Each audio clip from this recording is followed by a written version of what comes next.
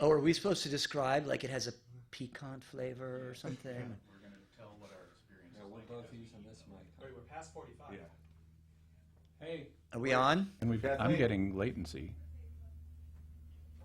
Oh, we're waiting for Facebook? Okay, hello and welcome to Catholic Answers More. We said we were going to do it, and we're going to do it. I am joined here today. I'm Cy Kellett, by the way. This is Jimmy Aiken, Tim Staples, Andrew Hermes, and Chris Check, and we are here to suffer because you paid for it. You gave us the donations that... What does that say about the people who paid for it? That they are interested in creative, zany things. That's I what guess I so. had something else in mind. Maybe they wanted to see us suffer. But I wore my hoodie, sunglasses, just to fire myself up that I'm a tough guy. And I think we have a title card, though. Before Yes. you take over, Jimmy, roll title.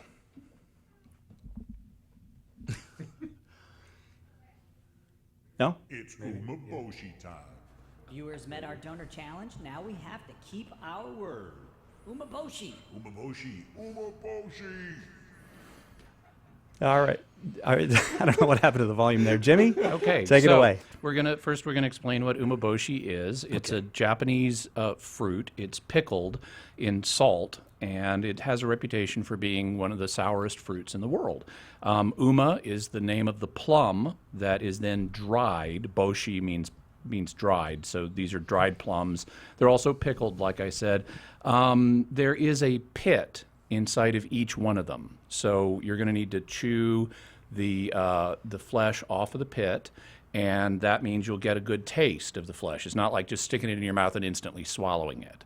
Also, you'll notice some of these have little dark patches on them, these dark leaves. Those are shiso leaves. Shiso is a plant in the mint family.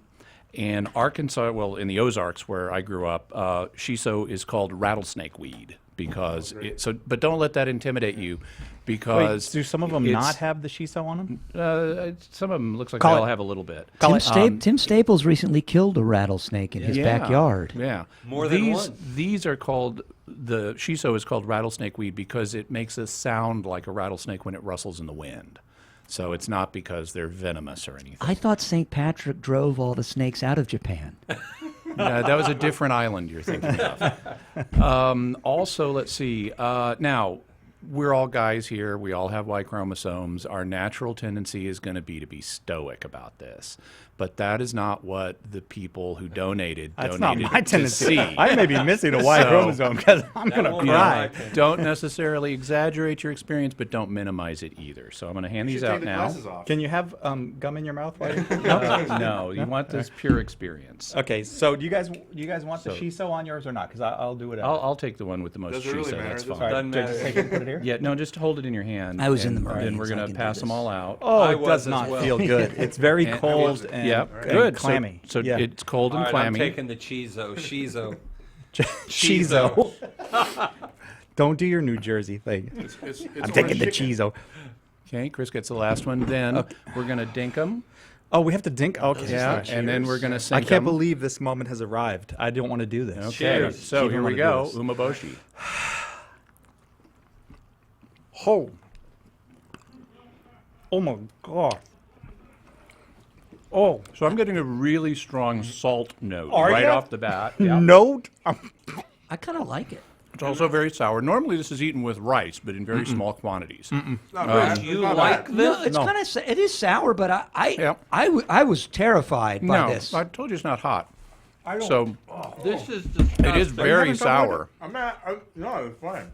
Oh, I just think it's horrible. Okay. Oh, Can you elaborate on that?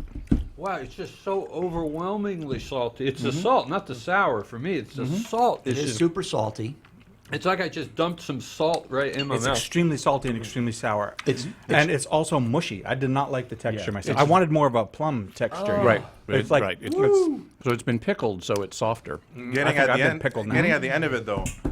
You get that sweetness. When can we- There Yeah. is sweetness. There's a Yeah. a I'm enjoying little the end of piquant it. there at the end. yeah. I didn't make it to the You sweetness. people are mental. In fact, There's it's nothing but yeah. sour and salt. It's in a a, pit. you know, Now, it's a little impertinent in the aftertaste. There's I some think. flavor notes. Yeah. are we allowed to drink yet, or do we have to keep? Oh yeah, no. Once you've Whoever had drinks the- first Oh, has wow. to like Side. eat another one or something. Cy, we're the I'll eat hey, another Cy, Cy, we're the two sane ones here. all right? I'll have one more.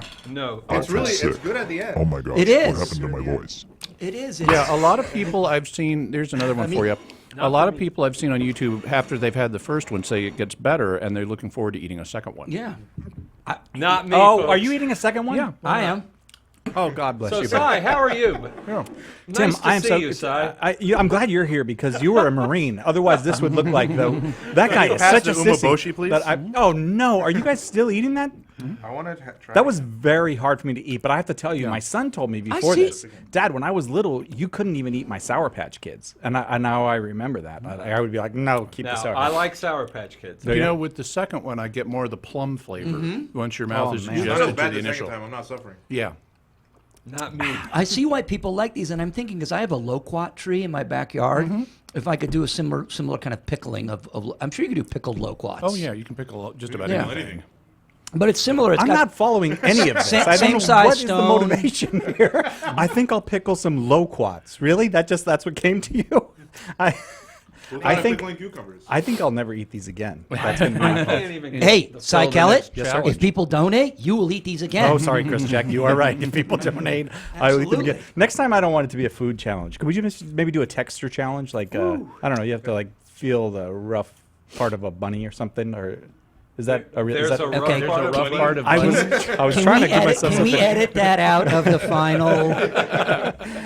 No, I actually Maybe the I can't- teeth. They can be kind of rough, I guess. No, actually, if we did that touch a bunny thing, I would be sick because I have an extreme allergy to rabbits. I'm gonna have one more.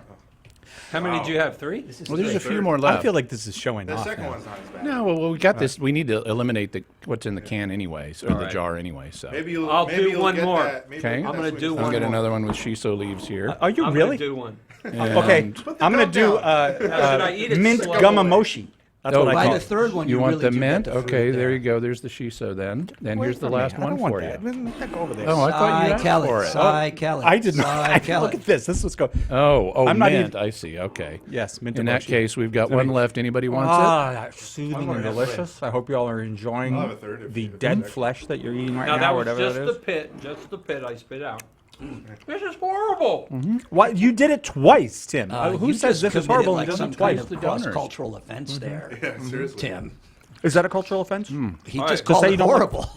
I'm trying to keep Well, you're allowed to not like a food. Like, I hate lasagna. Only kidding. I love Okay, lasagna. how- Tim, that is Let's see, how many, cultural how many ethnicities are we going to disappropriation. offend in Catholic Answers before here? I tried to keep Wait, it in. I didn't hear it. I What was tried it? to keep it in longer so I would get the fruit taste. It didn't happen. Tim I'm says with you. the gumabushi, what's it called? Umaboshi. tastes Umaboshi. awful. You say you hate lasagna. No, I don't hate lasagna. I was just saying that to be mean.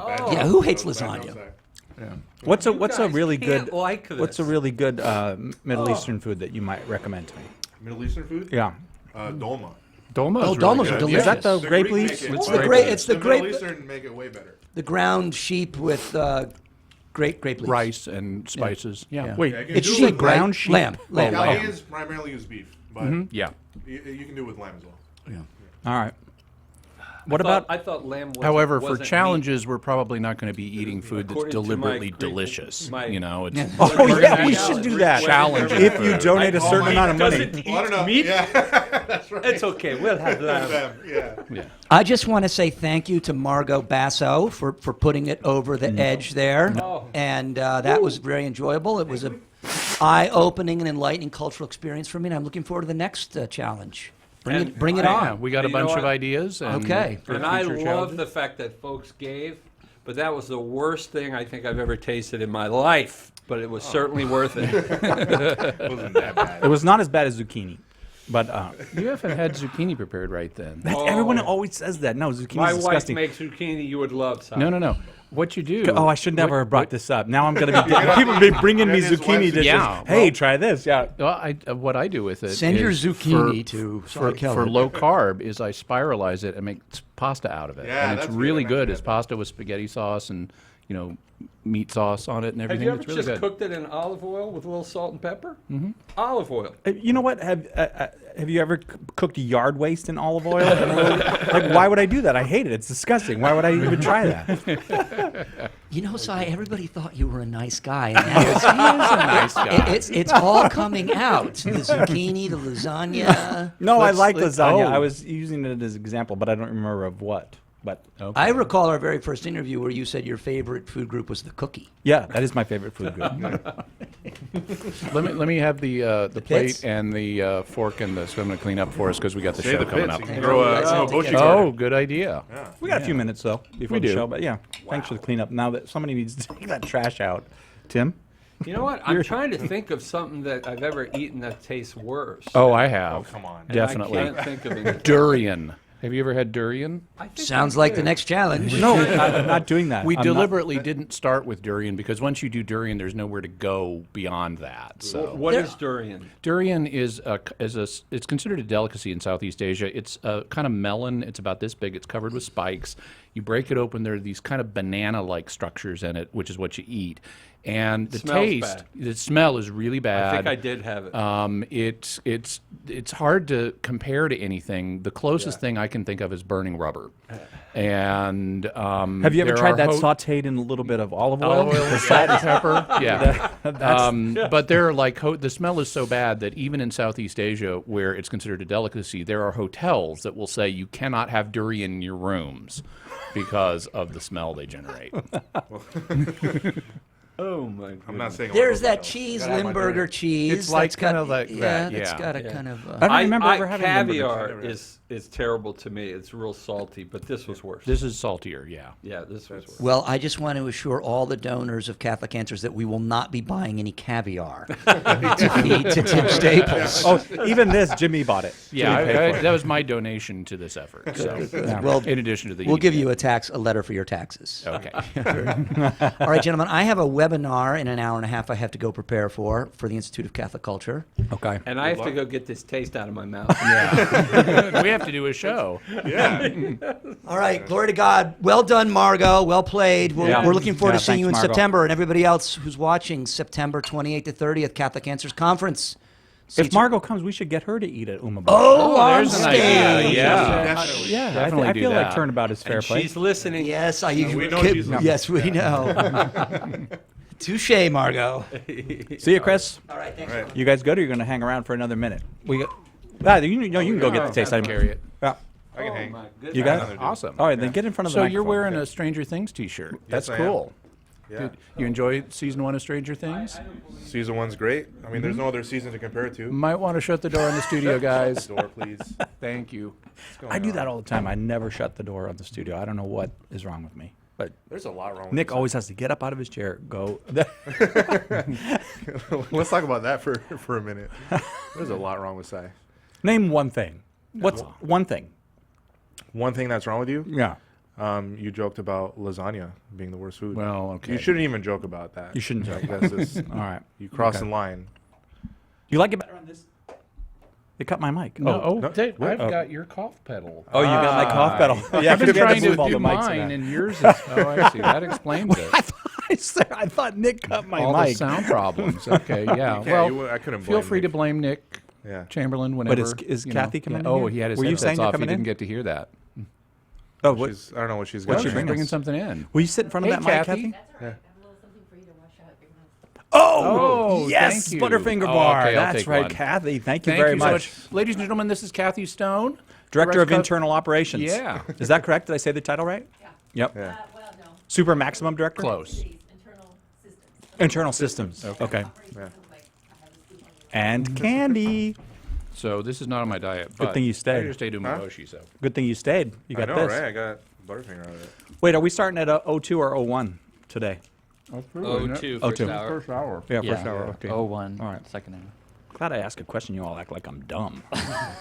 I'm going Andrew. I'm going to Japan for my honeymoon. Are you? I've- Oh, yeah. when is that? When is that going to be? September. Hmm. And I'm looking forward to trying umaboshi in Japan. Awesome. Do you know what? Do you know what else you're gonna? You were mentioning you were gonna try some, kind of special things over there for food. Do you know Yeah. what others are? Well, I might. I don't know if I will, but I might try uni. Okay. That's the that spiky fish creature. Oh no, I that's forget- fugu. I think there's a term for it, or maybe I'm mixing up the words. But Okay, but you're talking about pufferfish. they're not pufferfish. I know that's different. Okay, well, It's fugu a is spiky. pufferfish. It's a spiky sort of. It doesn't really. It doesn't look like a fish, but it's Oh, a okay. living sea creature. Oh, And I mean, you can get it anywhere. You can get it in San Diego. They serve it fresh, but Hmm. I'm very wanna put try off the by j- it. Like Okay. they cut it out, and you basically Dude, eat. The it's inside. your see. honeymoon. I It's know. not a challenge. Like don't But- like you don't do your honeymoon like the you know what start I'm of- gonna try today, it's honey. like Yeah. no. Marriage is this is like Klingon philosophy. Marriage is like the beginning of a battle. So I think that's just reality. exactly. Klingon plot. It's a yeah. That's why I'm also going to It's do a some battle sumo that you wrestling win while I'm there. together, though. Oh, cool. Okay, we got to get ready for the show. We're gonna I get got ready my for the laptop show. right By here. the way, if you're think about fugu. I mean, there's a little element of danger to it, but that's why you can't get it in America. You can get it in Japan. Well, if I can't eat it in America, I'm not going to eat it in Japan. Oh well, okay. One step at a time. I've heard that the Japanese beef is fantastic. The Kobe You beef. gonna try- You I don't can know. get that in the stores here now. I've seen it in the stores. Very, very common. Can I get ready for the show or what? Yeah. All right. Yeah. Okay, so I'm going to get ready and move over. And So we've if got you guys want less to take than a that minute. mic down. Yep. Sorry for everybody on. Hey, thanks for joining us for the Umaboshi Challenge. That's what I'm calling it. I just made that up, Umaboshi Challenge. And I hated it. I thought it was horrible, but thank you all who donated and supported Catholic Answers Live. It was a really impressive. Oh, we got to go 15 seconds quiet? Okay. Can you get that mic down? Wait, which mic should I use? Wait, Jimmy should use this mic. No. Is that Let me worry about this one. I got you. Because I.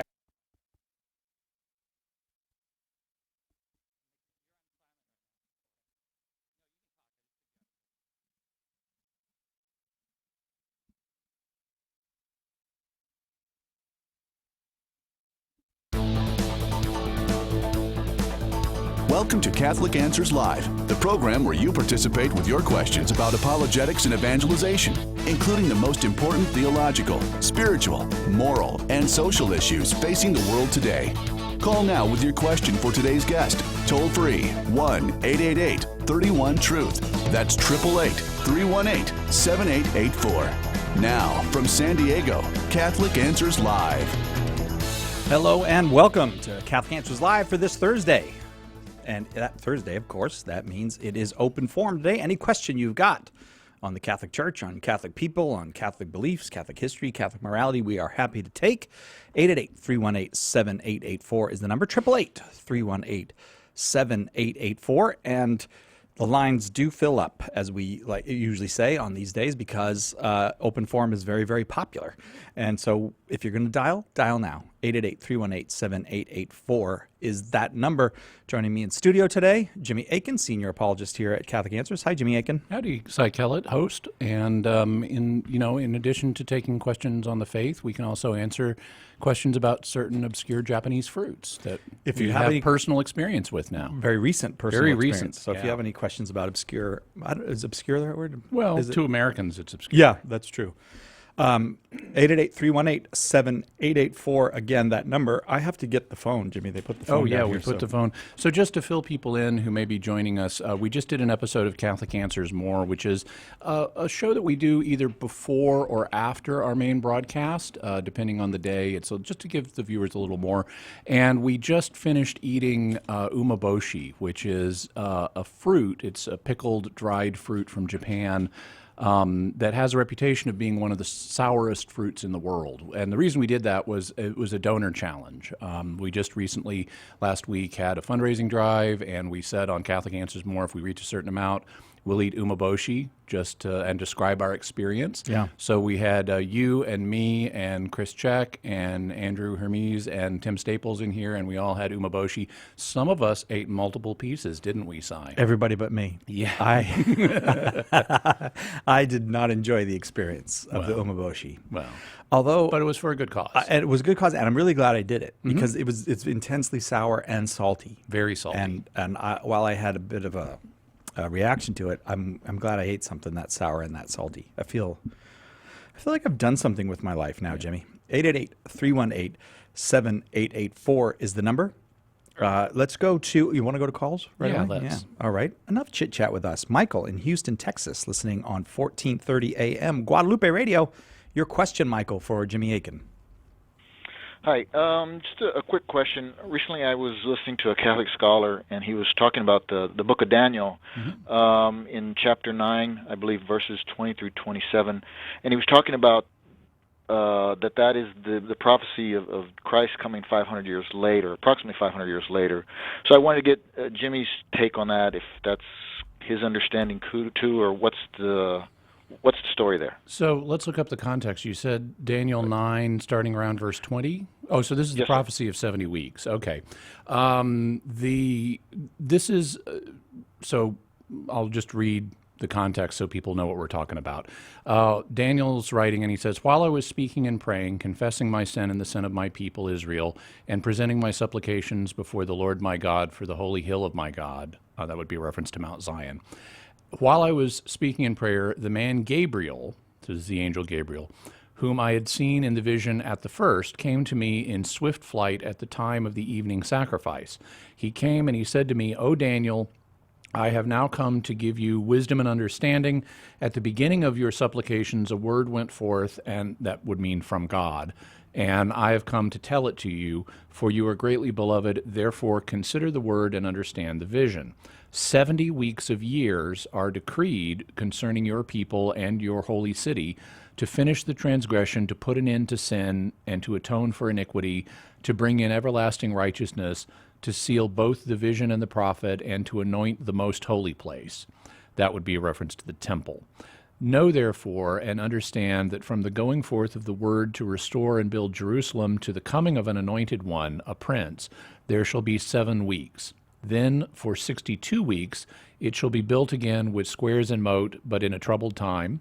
And after 62 weeks an anointed one shall be cut off and shall have nothing, and the people of the prince who is to come shall destroy the city and the sanctuary. Its end shall come with a flood, and to the end there shall be war, desolations are decreed." And it continues on for a little bit, but that gives you a sense of what we're talking about. And this prophecy has widely been regarded throughout Christian history as a messianic prophecy, and it certainly is. The question would be, is the messianic aspect of it the primary literal sense of the text? Because one of the things we find when we study biblical prophecy, and this is very apparent from the way the Gospels use Old Testament prophecy with relation to Jesus, is that prophecies often have a Christological or Christ-centered fulfillment on one level, but it's not the original primary level. An example of that is the quotation in Matthew about Jesus, where early on Matthew is describing how the Holy Family had to migrate to Egypt in order to flee the wrath of Herod, and then they come back, and Matthew says, "This was to fulfill what was said, 'Out of Egypt I have called my son,'" because Jesus is God's son, he's been in Egypt, and he's been called back out of Egypt to come back to the Holy Land. So Matthew takes this prophecy from the Old Testament and applies it to Christ, so it clearly has a Christological dimension here. But if you go back and read the prophecy in its original context, on the literal primary level, it's not talking about Jesus. It's talking actually about the Exodus experience, where God called his son Israel out of Egypt at the time of the Exodus under Moses. And that's very obvious in context. Everybody reading the original text would have understood that, including Matthew. And so what Matthew is doing is taking an Old Testament text that has one literal meaning, talking about Israel in the Exodus, but he recognizes that God has also included within the text a secondary Christological fulfillment. And so it's very clear here in Daniel 9, it's very easy to match up these different elements of the 70 weeks prophecy to different events in the life of Jesus and surrounding times. You know, you have the anointed one or Messiah who's cut off. You have the destruction of the city and the sanctuary. Well, that happened in 70 A.D. So you've got elements in and around the time of Christ that this can clearly be seen as referring to. The question is that on the secondary, fuller level of the text, or is it on the primary literal level? Most scholars are of the opinion, at least today, that the Christological meaning is on the fuller level, and that on the primary level, it's talking about events that occurred slightly earlier in history around the time of the Maccabees, when there was also a rededication of the temple. That's what gave us the Feast of Hanukkah. And like when it talks about that there's going to be a certain amount of time to anoint a most holy place. Well, that's a reference to the rededication of the temple on this interpretation that occurred during the time of the Maccabees after they cleansed it from its desecration by the pagan ruler Antiochus Epiphanes. And so most scholars today would say that this, on the primary level, refers to the time of the Maccabees, but on the fuller level, it refers to the time of Christ. Okay, Michael? Thank you very much. Thank you very much. Appreciate that call, Michael. We'll take a quick break. We'll be right back with more Open Forum on Catholic Answers Live. 888-318-7884 is the number. If you've got a question for Jimmy Akin, 888-318-7884. This is Catholic Answers Live, and we'll be right back. Call and ask Jimmy your question today on Catholic Answers Live. Wouldn't it be great to have a book to give to anyone to explain exactly why Catholics believe what we believe? The good news is that now there is. Why We're Catholic is the groundbreaking new resource by apologist Trent Horn, that one book you can hand to anyone as a starting point for helping them find their way into or back to the practice of the Catholic faith. Don't miss out on the most important, life-changing book to come along in years. Order your copies of Why We're Catholic today by calling 1-888-291-8000, visiting the shop at Catholic.com, or asking for it at a good Catholic bookstore near you. A lot of people think that street evangelization involves yelling out of a bullhorn telling people that they're going to hell. Not so with St. Paul Street Evangelization. Our methods are non-confrontational and effective. We simply offer information on the Catholic faith along with rosaries, miraculous medals, and prayer. Pope Francis wrote about how beautiful it is to see street preachers joyfully bringing Jesus to every corner of the earth. Street evangelization is fun and fruitful. Join us today at streetevangelization.com. The Catholic Answers Minute. I'm Father Vincent Serpa. In John 13:16, when Jesus had washed the disciples' feet, he said to them, "Amen, amen, I say to you, no slave is greater than his master, nor any messenger greater than the one who sent him."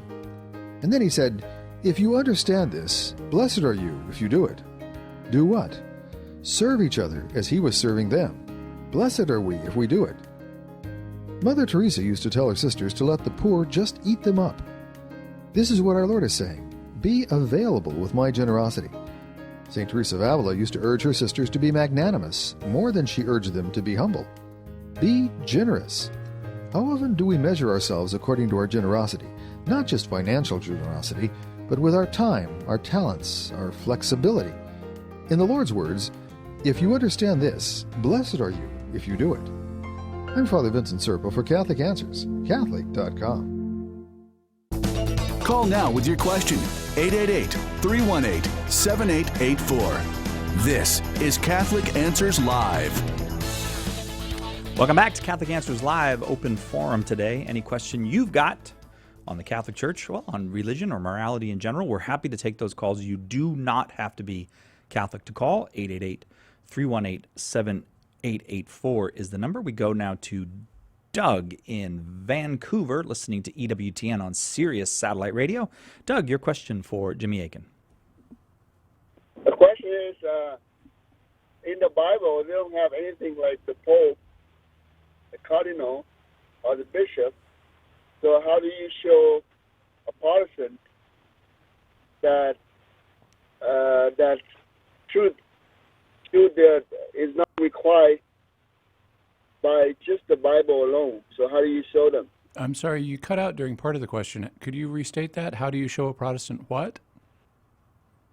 How do you show the Protestant that truth does not require the Bible alone, but Okay. more than that, there's other things that you can show them. Okay, well, there's sort of two issues there. One is to what extent are popes, cardinals, and bishops present in the Bible, and then the other is the question of should we do theology just based on the Bible alone? And those are two separate issues. In regard to the first one, well, actually, there is something like the Pope in the Bible. It's St. Peter. Jesus gives St. Peter authority over the other apostles. That's real clear in a variety of passages. It's in Matthew 16, it's in Luke chapter 22, it's in John chapter 21. So we have these passages that indicate Peter, of all the apostles, has a unique role that places him above the other apostles. And so he's the chief apostle. He's ultimately the man responsible for Jesus' church once Jesus ascends back into heaven. And that's what the Pope is. So that's where the office of the Pope came from. Now, the word Pope didn't exist yet in that form, but it's like it's just a theological term that has developed over the course of time to refer to that special Petrine office or office related to Peter. Cardinals are basically bishops who hold, typically they're bishops, they're not always bishops, but they're basically advisors that the Pope has. And the Church doesn't claim that this is an office of divine institution. It's not. It's something that was instituted just because the Pope needed some advisors and needed people to share the work of his office with. And so it was something that developed over the course of time, but the Church doesn't claim it's a divine institution. So any more than, a church usher, which they have even in Protestant churches, well, that's not mentioned in the Bible, but there's a functional need for ushers. And so they end up getting created both in Catholic churches and in Protestant churches, but there's no basis for them in the Bible, and no one would claim that it's a matter of doctrine that you need ushers. And in the same way, it's not a matter of doctrine that the Church should have cardinals. That's something that's purely discretionary. It's been a good policy. It's helped the Church out. It's met a practical need, but it's not something we'd claim is church teaching any more than we'd claim it's church teaching that churches need ushers. In terms of bishops, actually, yeah, there are bishops in the New Testament. In fact, the term for bishop is used in the New Testament. In Greek, the word is episkopos. That's where we get the English word bishop. As you bring it over into English, the P sound on the front of it becomes a B, so episkopos becomes bishop.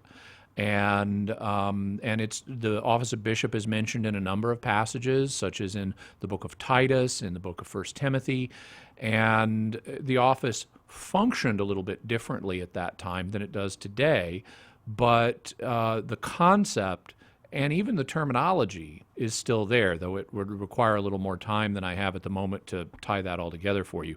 Because I want to get to your second question, which is how would you show somebody that we don't need to do theology by Scripture alone, which is a common claim among our Protestant friends?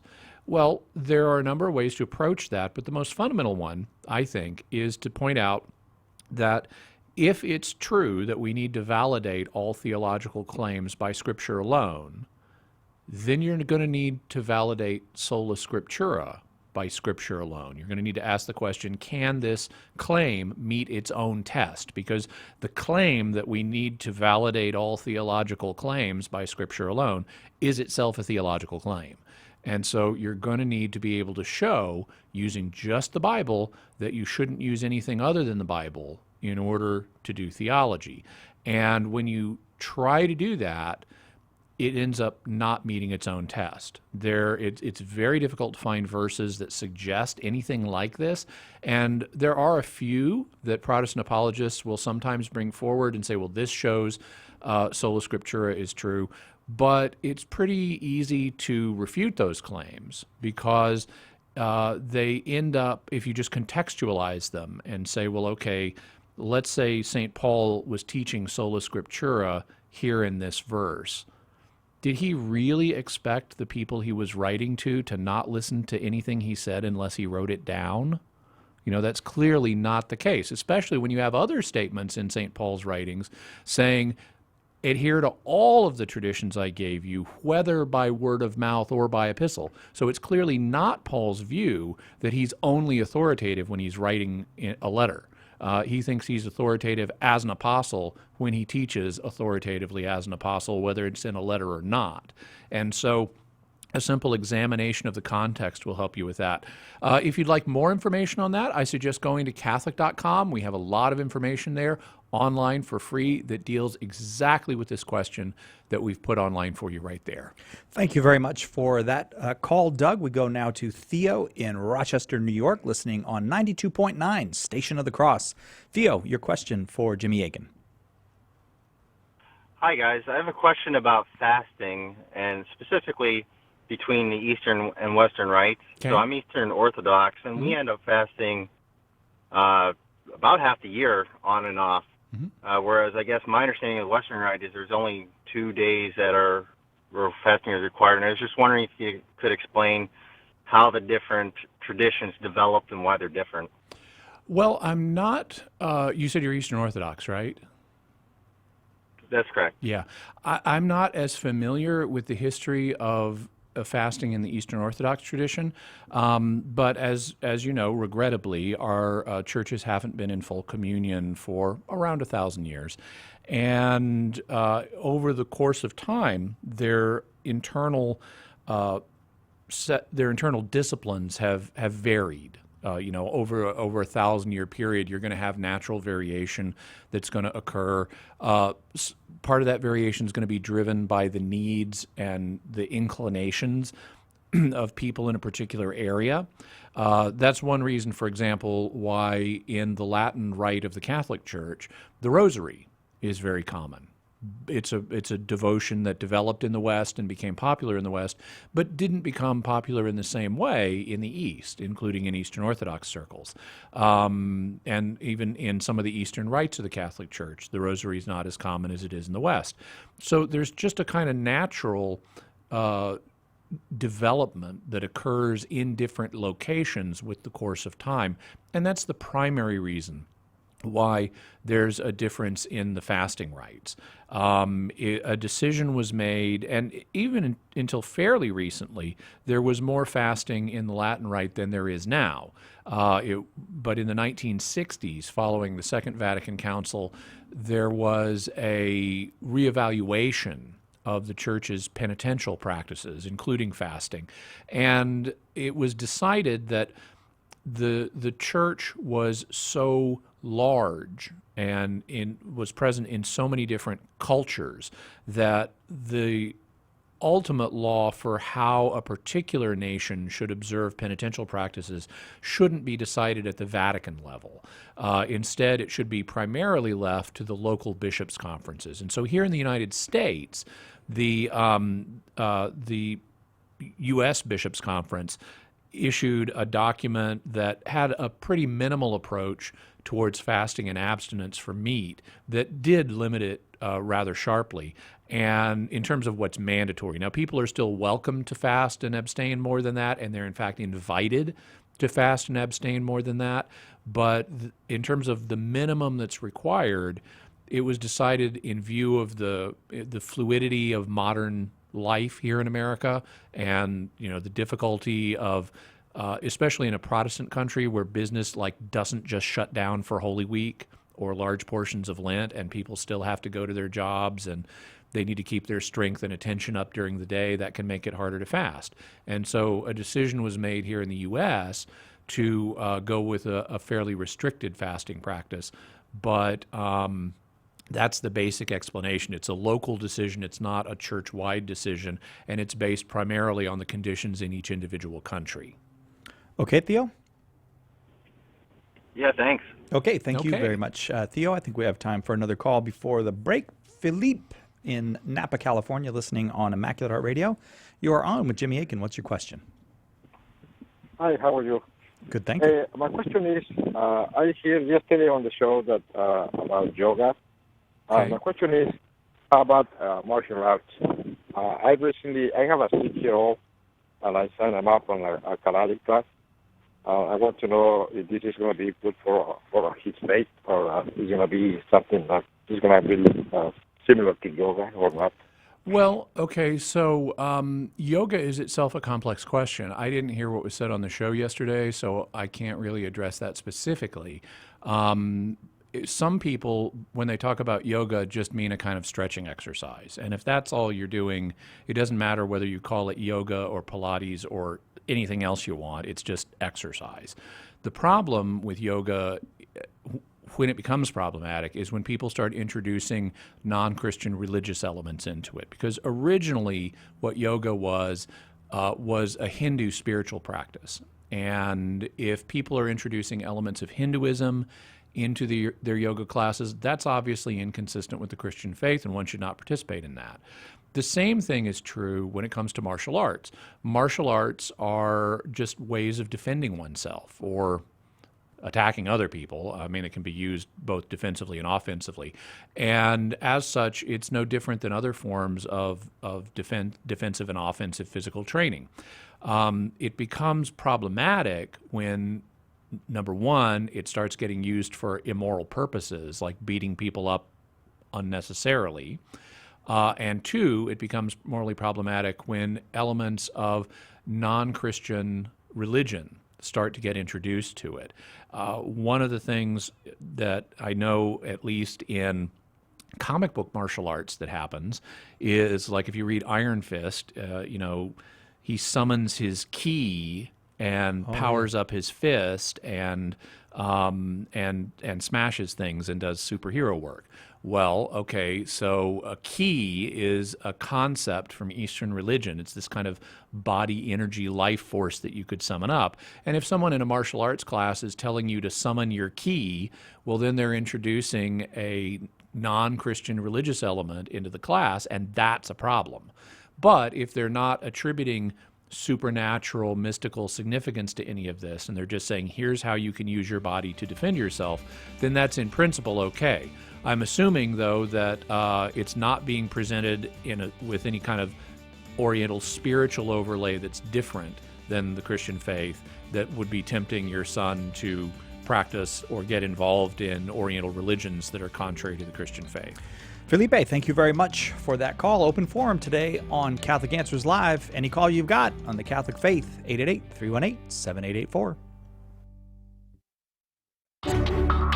Hello, this is Archbishop Salvatore Cordileone of San Francisco. Keep your dial tuned to Catholic Answers Live. Raymond Arroyo. Part of the success we've had on the world over, I attribute to the audience, my relationship with Mother Angelica, and her teaching me that when you sit with someone, you talk to them, and you create an environment where they will tell you things they wouldn't tell anyone else. That ease, that humor, that warmth, she gave me that, and that's what I try to impart and make a part of every interview we do on The World Over. The World Over. Tonight, 8 p.m. Eastern on EWTN TV and radio. Monsignor Robert Hugh Benson's masterpiece, Lord of the World, is, in a word, prophetic. Originally published in 1907, it depicts a world where relativism has triumphed over objectivity, a world where, in the name of tolerance, religious doctrine is not tolerated. It is a world where euthanasia is practiced widely and religion hardly practiced at all. The lord of this nightmare world is a benign-looking politician intent on power in the name of peace and intent on the destruction of religion in the name of truth. Author Dale Alquist said it best: whether or not Monsignor Benson's picture of our future is accurate, the fact is his picture of our present is chillingly accurate. Recommended by Pope Benedict XVI and by Pope Francis, Lord of the World is a must-read. It's also the latest release in the Catholic Answers Classics series.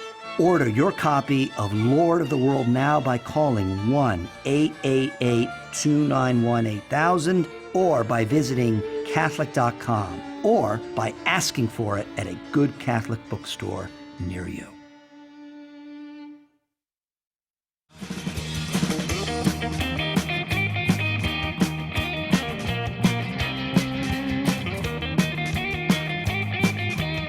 Welcome back. Catholic Answers Live. That is groovy. That's some new intro bumper music. Yeah, that's cool. I like That might that. be Nick playing that. I don't know. Is that your music, Nick? That's Nick checking the Dead Century. Very nice. So our own Nick Chamberlain Well, that's is really the drummer on That's that. really groovy. I'd keep that on my phone and listen to it. You would? Yeah, right next to Princess Leia's Stolen Death Star plans. We're not doing that. Hey, nice job on that. It's nice intro music. This hour, open forum on Catholic Answers. Actually, both hours today. Next hour we have Mark Brumley will come in here and answer your questions on the life or faith of the Catholic Church. This hour, Jimmy Akin is here to do that. Remember, you do not have to be Catholic to call 888-318-7884. Jimmy, we go now to Christopher in St. Louis, Missouri, listening on Covenant Radio, 1460 AM. Christopher, your question for Jimmy Akin. Yeah, I was wondering what, I guess, if any, is the place of, I guess you might say, the more extreme penitential practices, self-mortification practices, like, things like hair shirts and self-flagellation that we hear about in these stories of the saints. What's the place of those sorts of things now? And I guess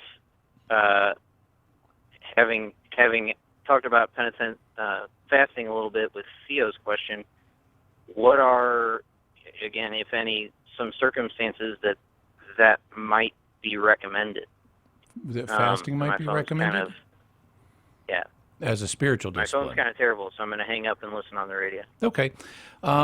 So there are a number of things here. The first part of the question was about more rigorous forms of self-mortification, which we do sometimes read about in like Lives of the Saints and things like that.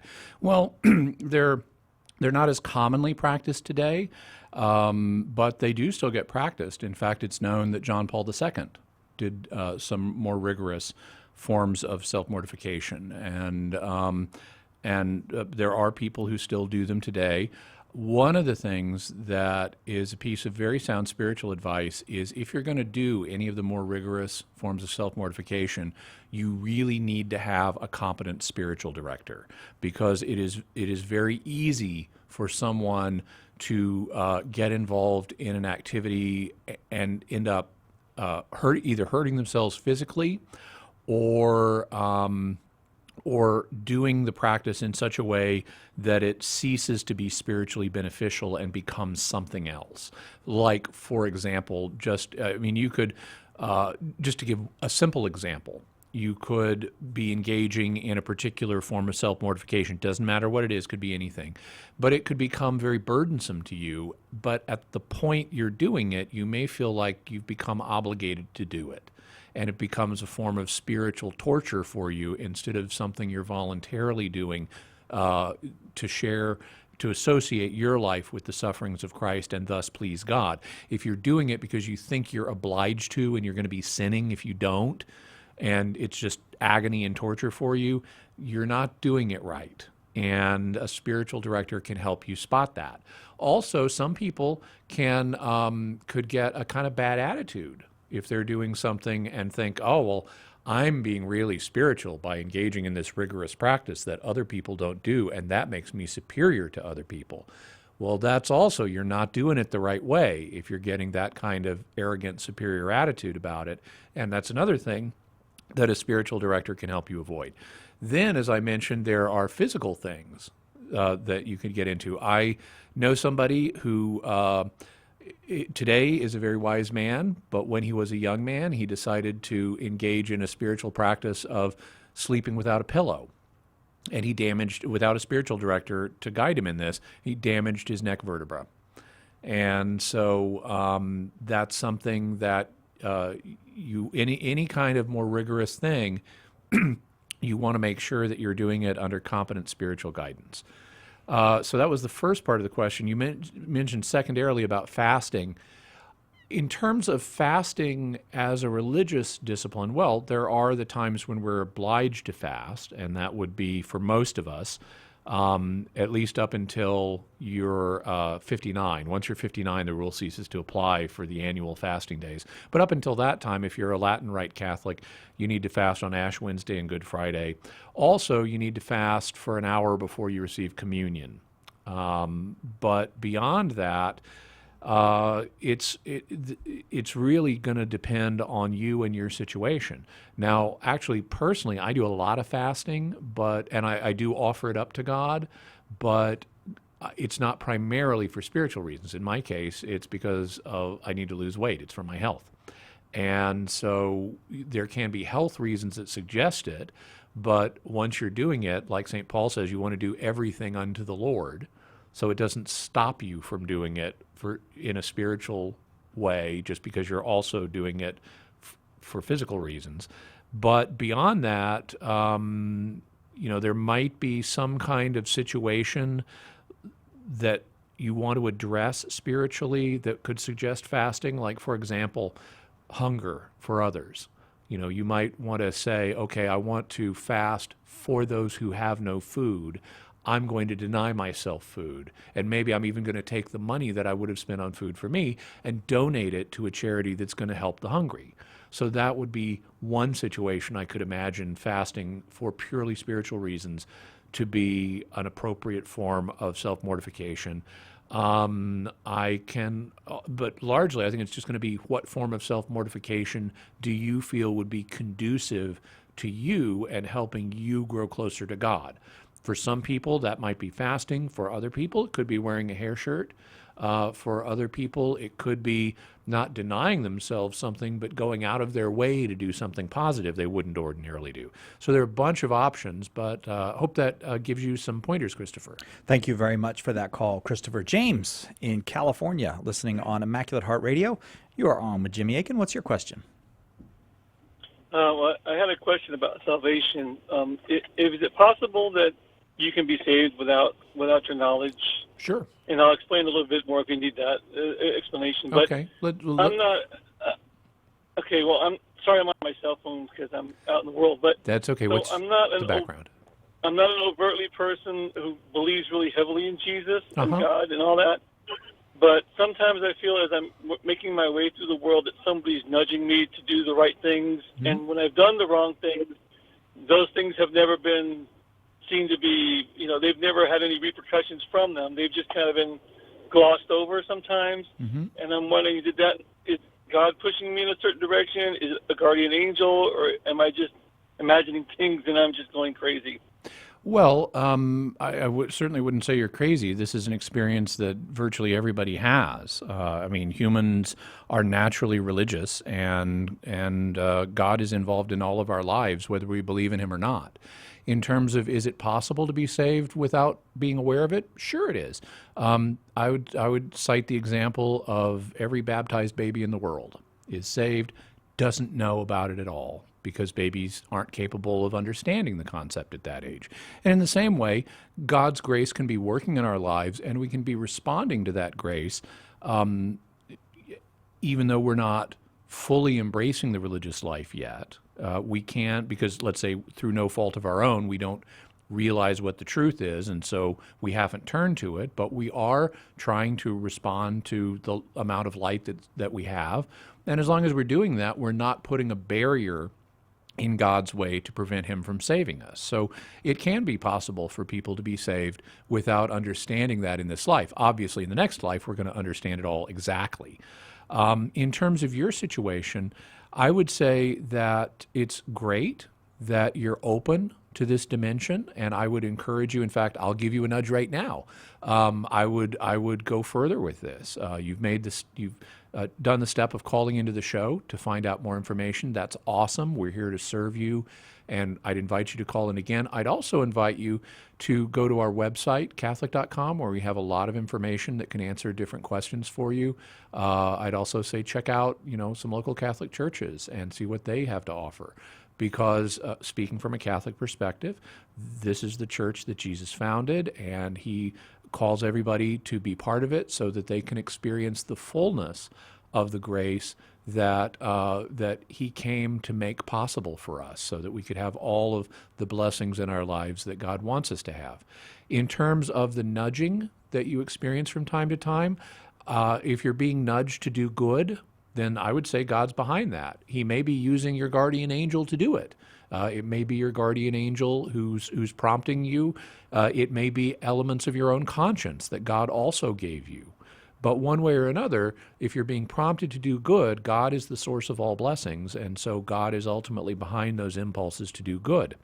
And it's true, sometimes we don't follow our impulses to do good, we do bad, and sometimes we seem to get away with it, and that also is God's mercy. St. Paul talks about how God is merciful and patient with us in order to give us time and to encourage us to repent of our sins and to grow closer to Him.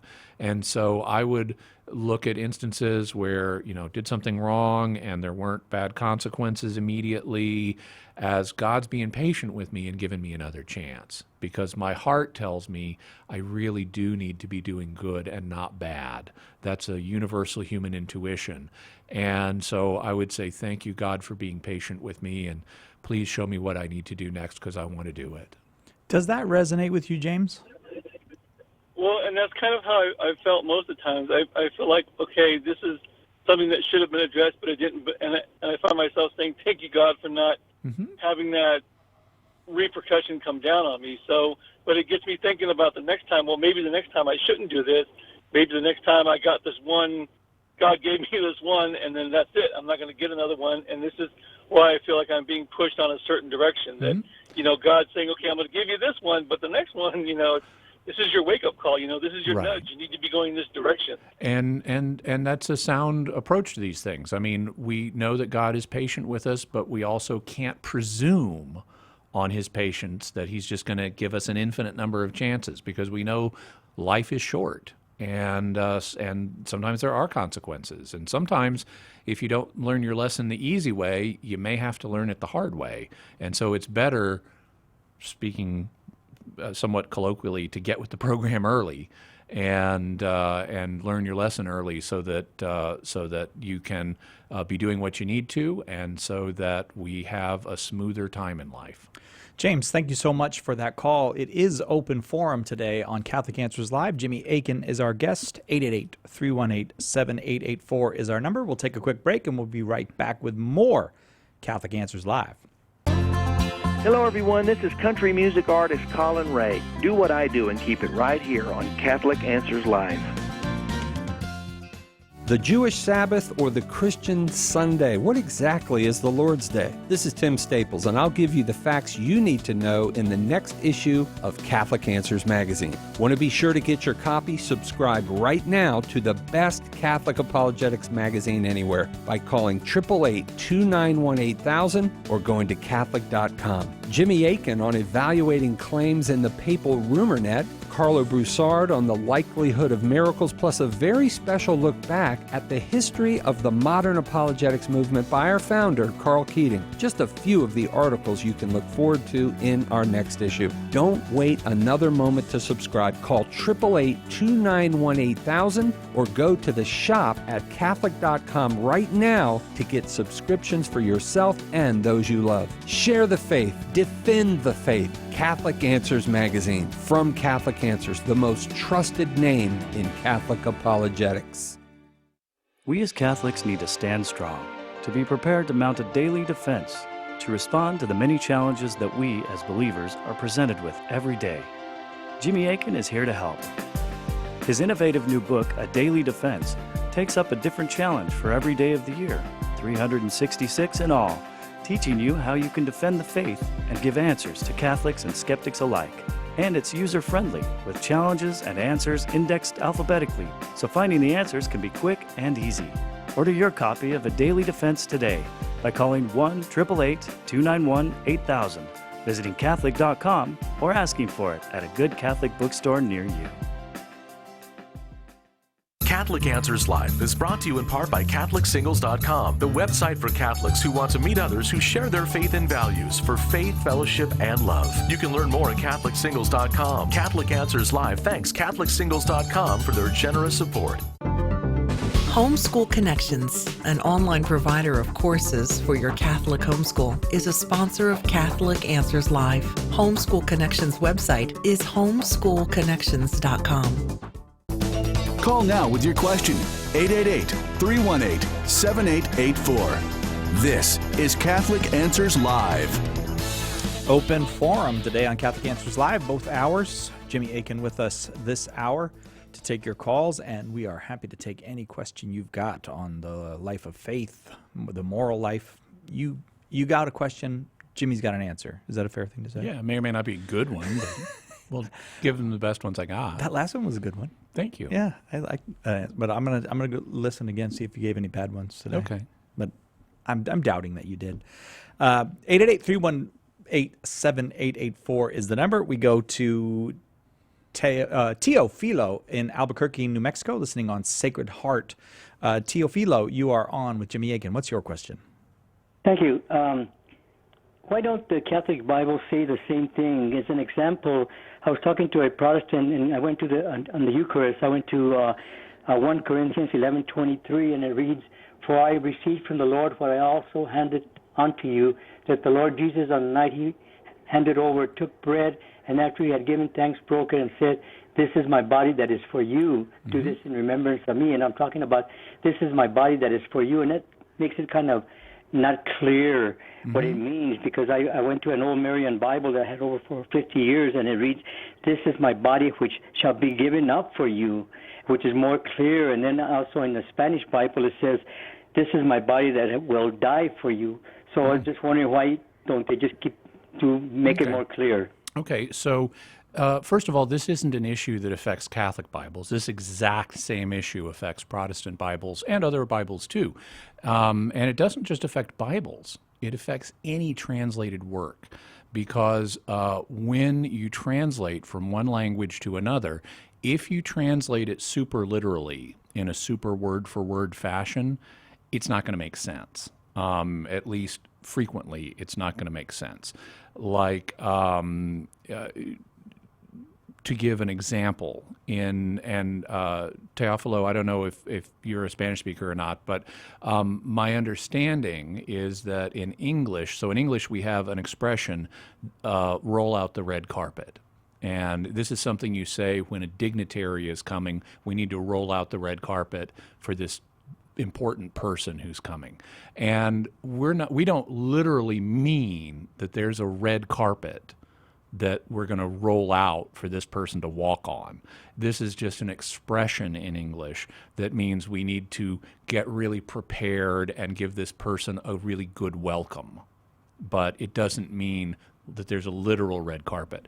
I've been told, I seem to remember from one of my Spanish classes many years ago, that an equivalent Spanish expression would be throw the house out the window.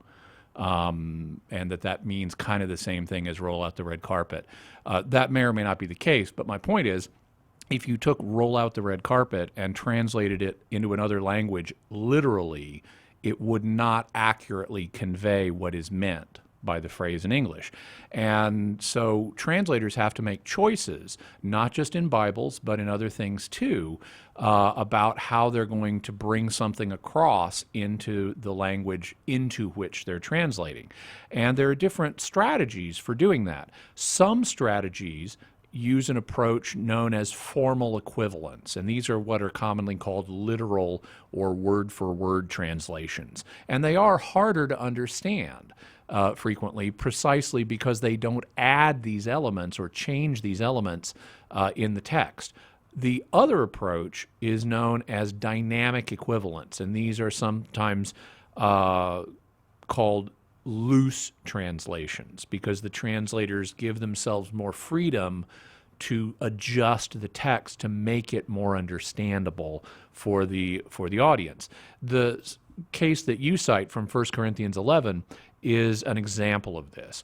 What it literally says in Greek, I was able to pull it up, so I have the exact Greek text in front of me, when he's talking about this is my body, and he says ta huper humon, which literally means which for you, and you can even add the word is in there, which is for you. You have to even add the is, because there's no is there in Greek. It would literally be which for you. But which for you doesn't make a lot of sense in English, so the translators tend to add at least an is, which is for you. But even that's unclear, so some translators go further and add more, like which is given for you. or things like that to try to make the thought clearer. But there's always a question of how far do you want to go, because the more you change the text in the translation, the more you risk introducing your own ideas as a translator into it.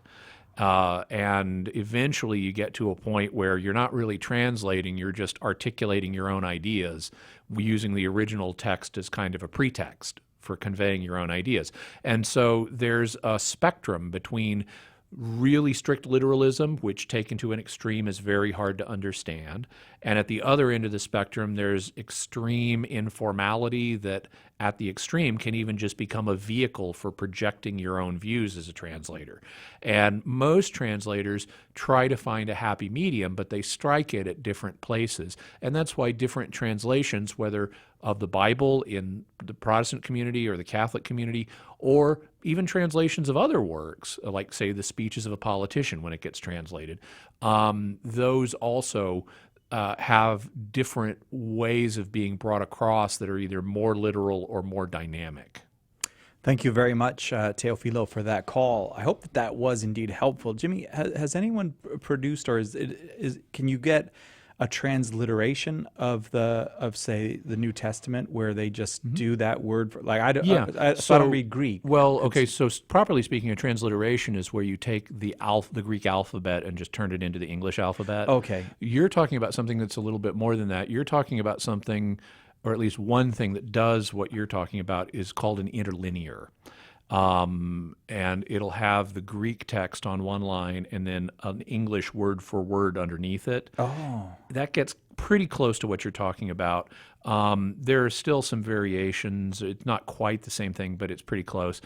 There are also hyperliteral English translations. A famous one is Young's literal translation. It is very hard to understand at times.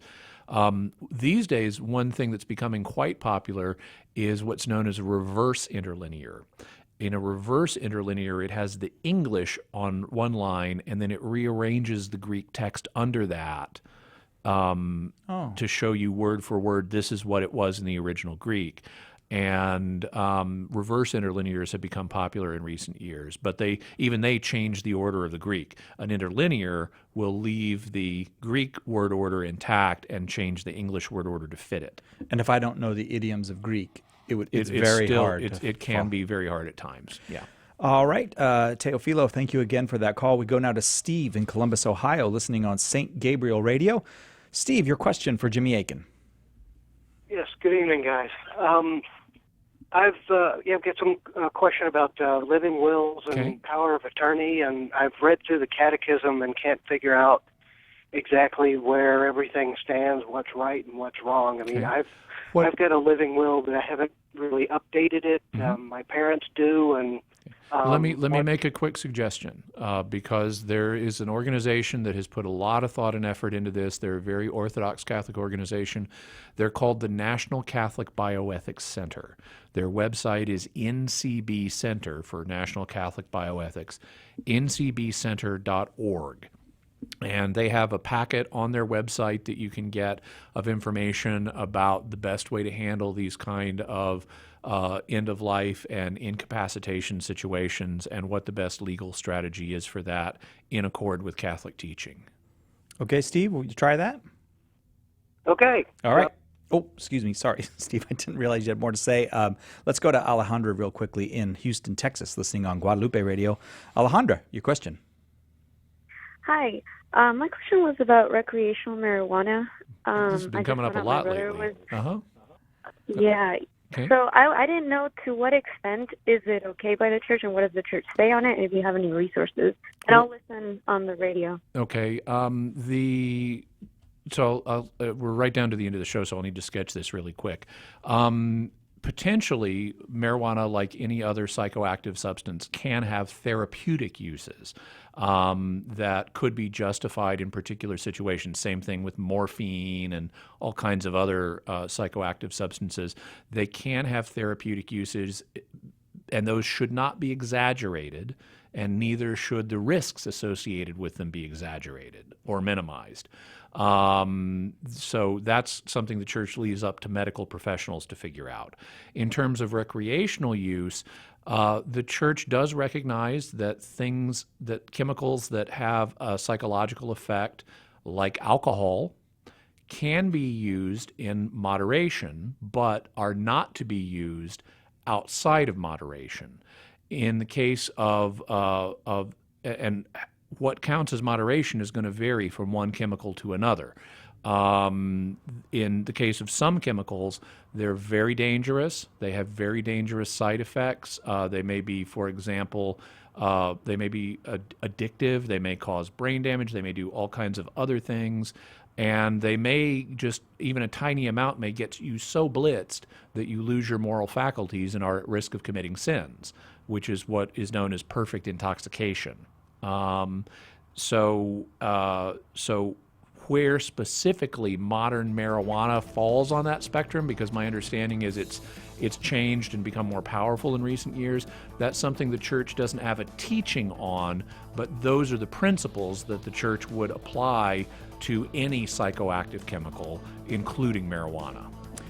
Thank you very much, Alejandra. Thank you to all of our callers this hour. Next hour, another hour of open forum on Catholic Answers Live.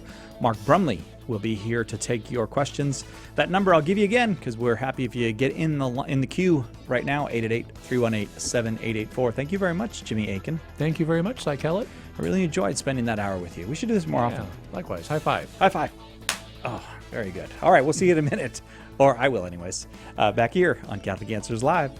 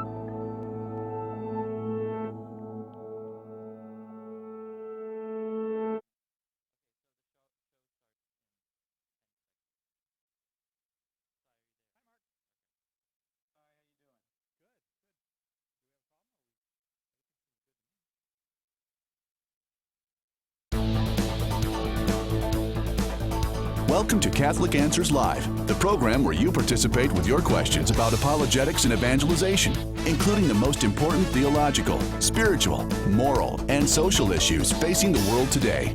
Call now with your question for today's guest. Toll free 1-888-31-TRUTH. That's 888-318-7884. Now, from San Diego, Catholic Answers Live. Welcome back for the second hour. Open Forum on Catholic Answers Live today. And you know how Open Forum works. Any question you've got on the life, the history, the faith, the morals of the Catholic Church, we are happy to take that question. 888-318-7884 is the number. 888-318-7884. Our guest this hour is Mark Brumley, president of Ignatius Press, which is one of the nation's largest Catholic publishers and distributors of videos and music.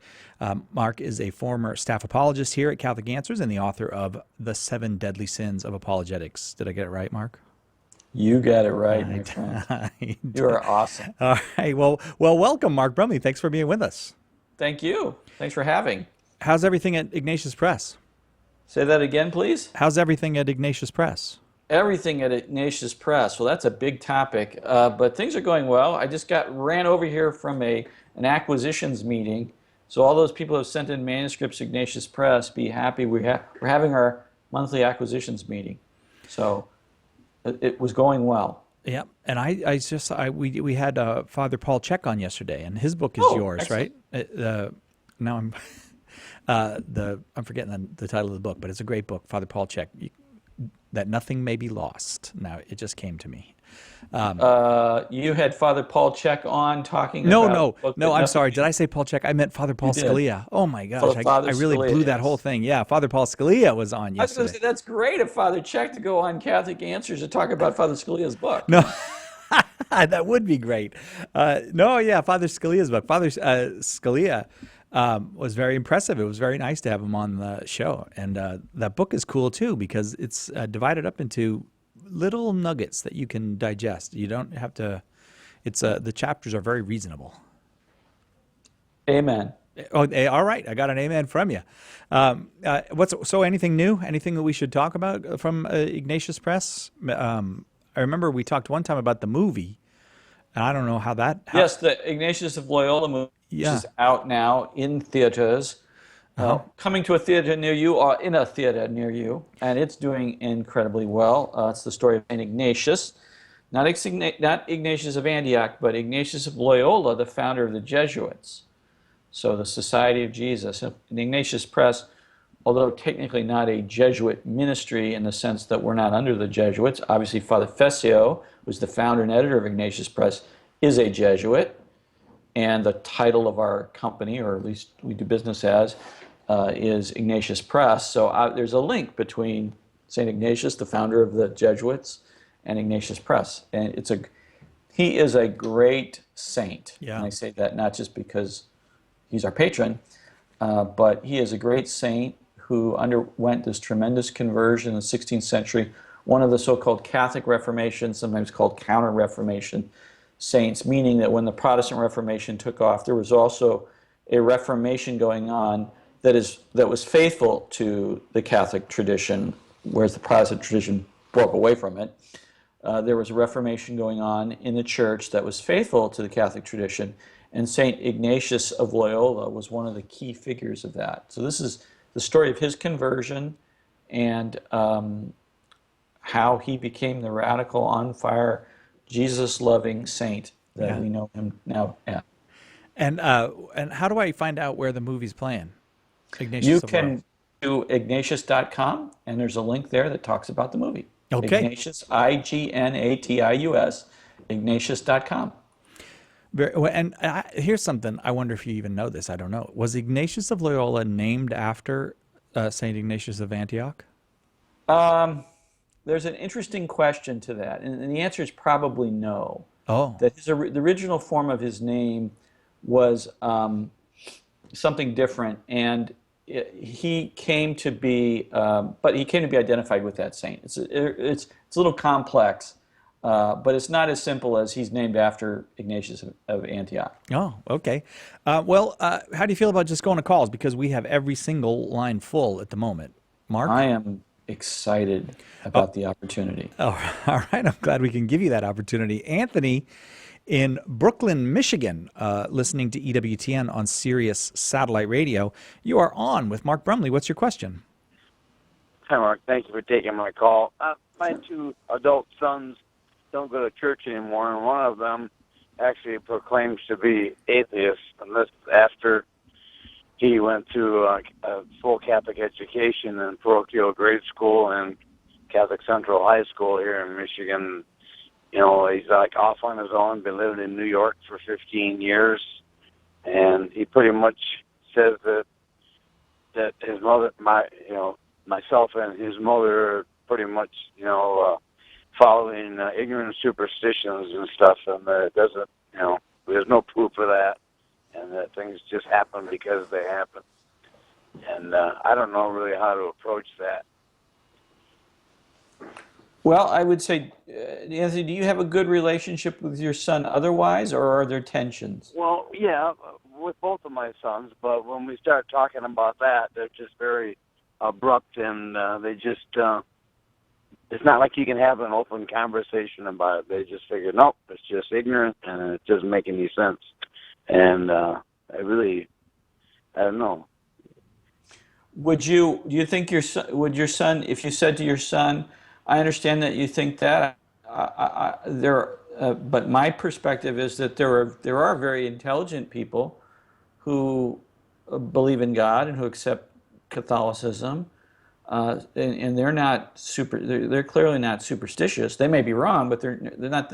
It's not that they're fools or that they're superstitious. Would you be willing to maybe read a book or watch a video from somebody representing this point of view, at least so that you could get maybe the best, the most articulate presentation of it? You think they would be willing to do that? Well, at one point, my wife and my son, when we went to visiting him in New York for one of the holidays, were discussing St. Thomas Aquinas, and he took a book up from us about Aquinas, explaining different things and his take on it, and then he gave us a book written by some well-known atheist. I can't think of the name now because I didn't read it. And he said, if you'll read this, I'll read that. Well, I think we both agreed to disagree, and neither one of us read the book. But okay. He didn't know we didn't read it, but I'm pretty sure. He said he went right into it, and as soon as he started talking about angels, he said, that's it, that's enough. And he shut the book. He said, I'm not even going to read it anymore. Okay, well, yeah, I think you might encourage him. I would recommend encouraging him to watch Bishop Robert Barron's Catholicism series, maybe the volume, the film in that series on God, or Bishop Barron has another series that's just on the mystery of God. And I would just say to your son, please watch this, and then maybe we can talk about it. Or if you have a priest friend or maybe a lay Catholic evangelist or apologist who could interact with him about that, that would be great. But the key thing is just to give him the video and ask him to watch it and think about it. That's what I would say would be a good intellectual response. A good spiritual response, of course, is to continue to pray for him, as I know you are. But on an interpersonal level, just let him know that you love him, you appreciate him. You disagree with him on this, but you don't want that to become a barrier in your relationship. And just ask him, I don't personally believe these things.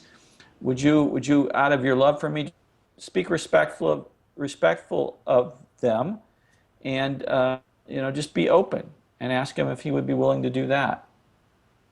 Yeah. Okay. Yeah. But I think getting a copy of Bishop Barron's video and maybe watching it with him, sit down together and say, look, I'm not trying to push anything on you. I just need, half hour of your time or an hour of your time to watch this. It will help you understand better my perspective. You may still, after you watch it, you may still not agree with it, but at least you'll understand me a little bit better, just like I want to understand you. Anthony, does that work for you? Yeah, that sounds good. Could I think that may work. May I suggest a couple books from Trent Horn, too, who he wrote a book called Answering Atheism. And I'm not suggesting them for your son, but maybe you would like to read that book to kind of be prepared. But also, Trent has a brand new book, Why We're Catholic, Our Reasons for Faith, Hope, and Love. And it probably addresses many of the difficulties your son has. So I'll just throw those out to you, and maybe you could consider that. Thank you very much, Anthony. That's very good. That's very good, Si. Oh, you got anything from Ignatius Press you want to throw in there? I don't from the. Well, Ignatius I was gonna recommend the book by Trent too, because we sell it as well. But you guys publish it, so right. We're all friends here. We have a book called "Who Designed the Designer," which is a great refutation of atheism. So I think that would be a good place to start. I would recommend anything by Father Robert Spitzer on the subject. Father Spitzer approaches a lot of these topics from a kind of scientific approach. Again, you can, Anthony, you can go to Catholic Answers or Ignatius.com, your local Catholic bookstore. There are lots of resources available at these places to get the kind of materials that you're talking about. Again, Anthony, thank you for that call. We have to go to a break now. We'll be right back with more Open Forum on Catholic Answers Live. Call now. Catholic Answers Live. Wouldn't it be great to have a book to give to anyone to explain exactly why Catholics believe what we believe? The good news is that now there is. Why We're Catholic is the groundbreaking new resource by apologist Trent Horn, that one book you can hand to anyone as a starting point for helping them find their way into or back to the practice of the Catholic faith. Don't miss out on the most important, life-changing book to come along in years. Order your copies of Why We're Catholic today by calling 1-888-291-8000, visiting the shop at Catholic.com, or asking for it at a good Catholic bookstore near you. Hi, this is Trent Horn, and I'm here to tell you about the most exciting and innovative Catholic book in years. In today's world, people from countless perspectives pose challenges to our Catholic faith every day, in conversations, through the mass media, on the internet, and more on the infinite collection of social media platforms. There's no getting away from this daily onslaught.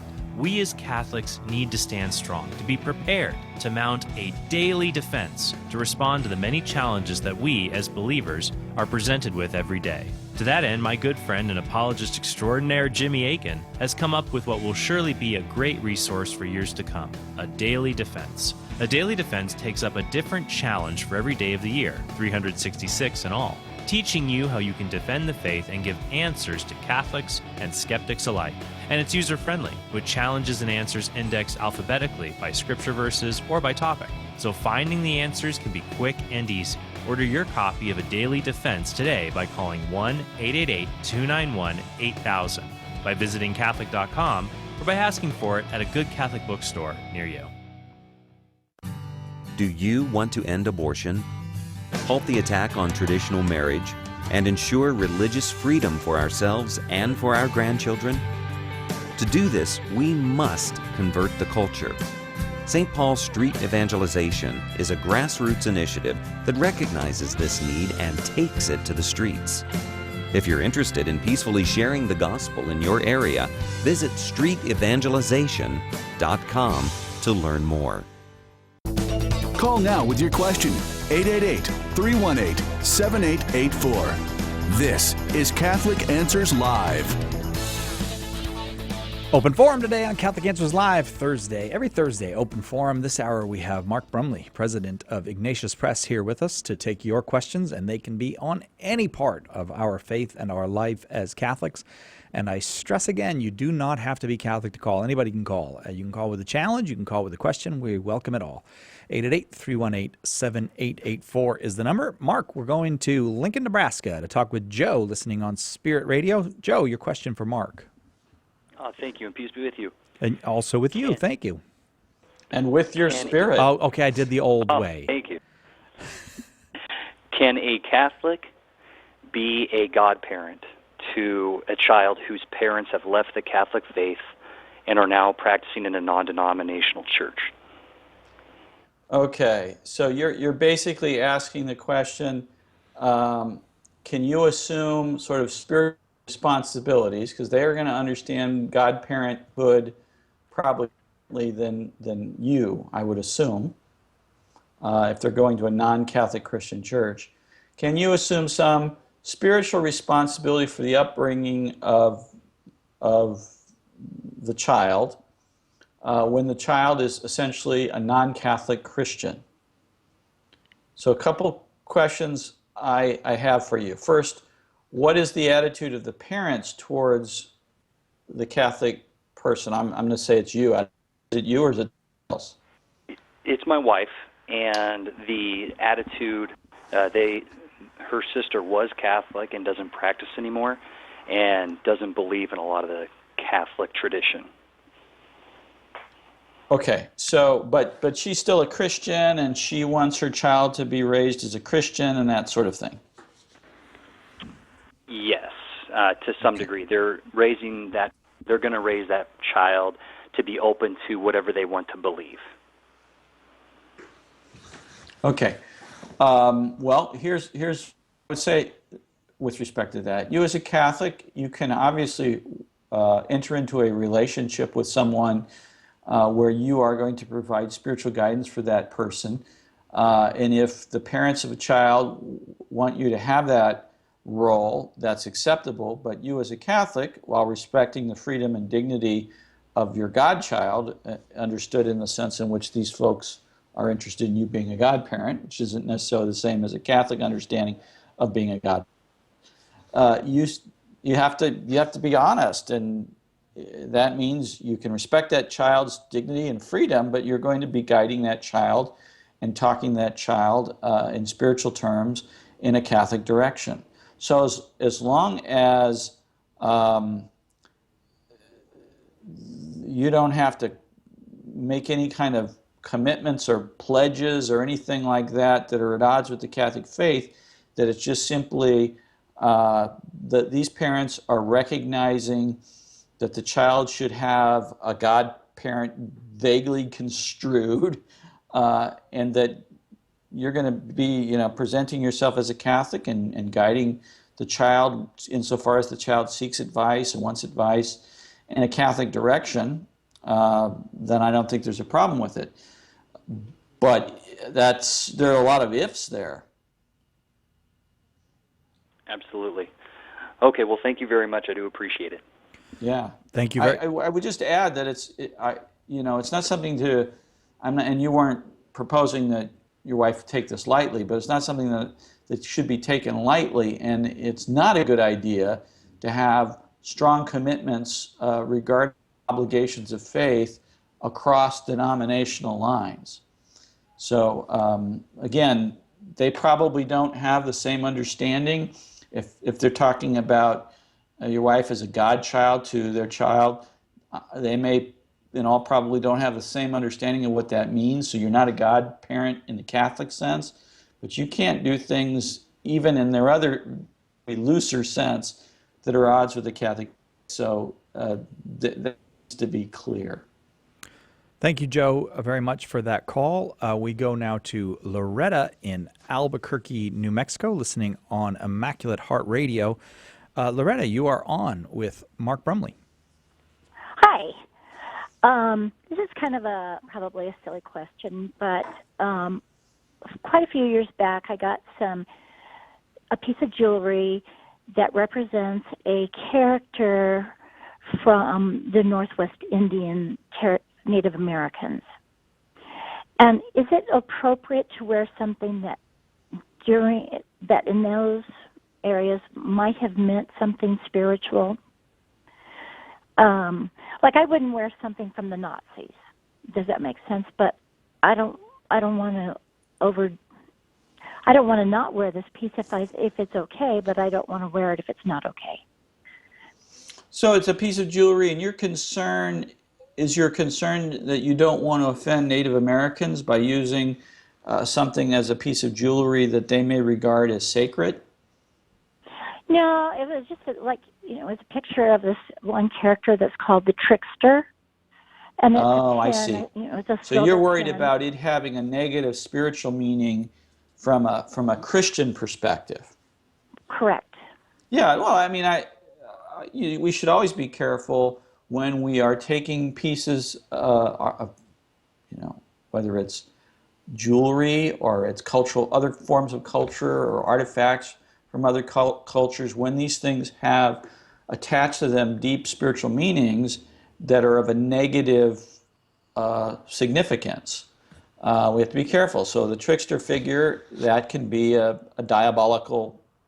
can have a diabolical connotation. But I wouldn't say that just in and of itself that's necessarily would preclude you from wearing that jewelry. You just have to be careful about it and maybe do a little research into it. It's a little bit like playing cards. If you look at the face cards on a playing card, those face cards have all kinds of connotations. They originated in associations with the occult. They don't mean that anymore. I wouldn't stop playing cards or using decks of cards because these cards have been used in ways that have occult connotations. But I could see how somebody who was susceptible to the occult, who had been involved with it, might say, I'm so sensitive to this, I don't want to have anything to do with it. Well, similarly, when you're talking about jewelry, if this has some kind of connotation for you, brings to mind negative things or diabolical things, I wouldn't be involved with it. But if there's no sort of lively association of this jewelry in your mind or in the wider culture with anything diabolical, it's just kind of a mythological or cultural artifact from a Native American culture, then it's probably fine. Does that help? Yeah, I just haven't worn it for a while because I wasn't sure. Probably haven't worn it for 10 years, but I like the artistry behind the figure. There's a what? I just like the artistry behind the figure, so I haven't worn it in a while. I see. But the figure that's on it is what? It's like a bird. Oh, a bird. Yeah. Yeah, that's probably fine. All right, Loretta, thank you very, very much for that call. I think we can do another call before the break, so we'll go to Adelie in Washington, listening to Ave Maria Radio online. Adelie, your question for Mark Brumley. Thank you, Science Father. I'm a Catholic artist, and I have an interest in Catholic children's literature, and I was wondering if there are any Catholic literary agents out there, because I'm wondering how that all works. Oh, you are asking the right guy. There are Catholic literary agents, but I would feel a little out of place mentioning people's names on the radio. If you want to email Catholic Answers, they can forward your email to me, and I can put you in touch with some literary agents. How's that sound? Wonderful. Okay. That would be wonderful. And just send it to radio@catholic.com. Radio@catholic.com, and we'll make sure that gets to Mark. Adelaide, I have to be honest with you. We don't interact much with literary agents. There are a few that we have, but by and large, we interact directly with the authors, and partly that's because there aren't a whole lot of Catholic literary agents out there, and literary agents tend to operate in the larger publishing world where there's lots and lots and lots more money to be made than in the niche publishing universe of Catholic publishing. But it's also because we like to have a kind of a familial relationship with our authors. And I'm not saying you can't have a literary agent be part of that. You can. And the ones that we do work with, we have good relationships with. But it's usually just easier to have the relationship with the author. Now, I'm just giving you Mark Brumley's expression, Brumley's preference of what happens with Ignatius Press, although I know Father probably is of the same mind, and some of the other folks here are as well. That's not meant to diss literary agents, just telling you the way we typically operate. So if you email the address that Cy gave you, and they'll put you in touch with me, and I'll be happy to put you in touch with the Catholic literary agents that we know. Okay, well, thank you so very much, and that's all Sure. great to know. And Mark, when do you put the? I think you do. You put the submission guidelines on your website. So if someone said, We do. I want to submit something to Ignatius Press," they can go there. And I think most Catholic publishers have that on their website. Here's how to submit to us. Right. Yes, and we get hundreds of manuscripts every year. So it's not like it's an unusual thing for people to send in manuscripts directly to publishers without literary aid. All right. Thank you very much, Adley, for that call. Mark Brumley is our guest. Open forum is our topic. That means you pick the topic. Any question you've got about us Catholics, we're happy to take it. 888-318-7884 is the number. We'll be right back after this on Catholic Answers Live.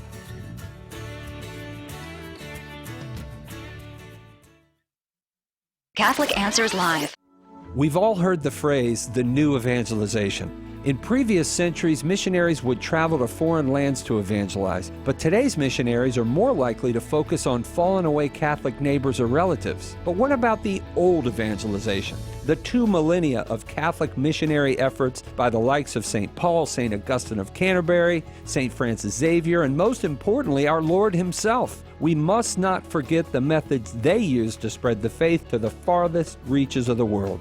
Our situation may be new, but the essentials of evangelization always remain the same. In his new book, The Old Evangelization, How to Spread the Faith Like Jesus Did, author Eric Sammons provides a practical guide to putting these essentials into practice in everyday use in your interactions with family, friends, co-workers, and even fellow parishioners.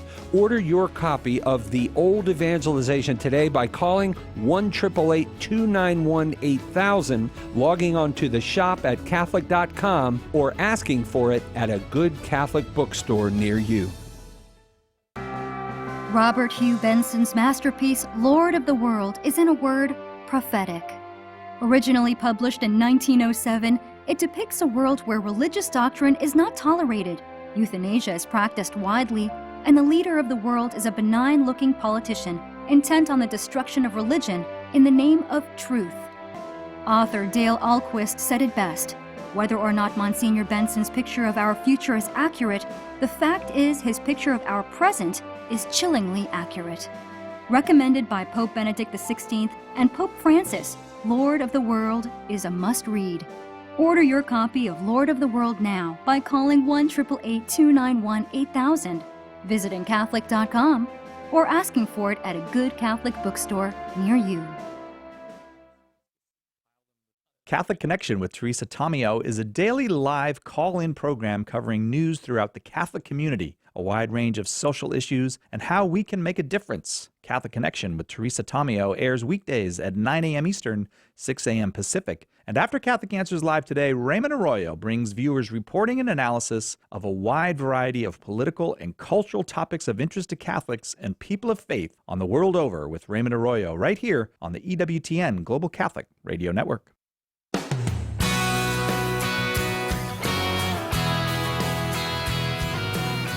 Welcome back to the last half hour of Catholic Answers Live today.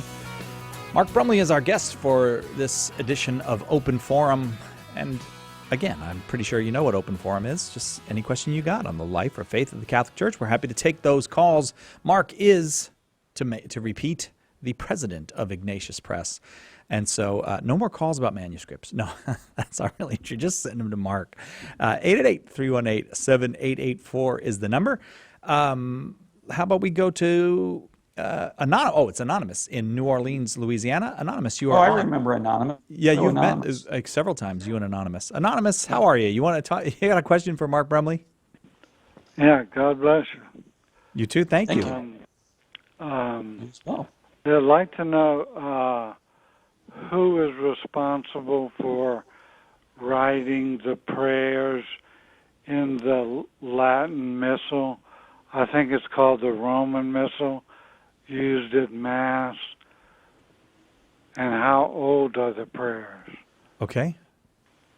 Well, there are different prayers of different age and of different prominence. So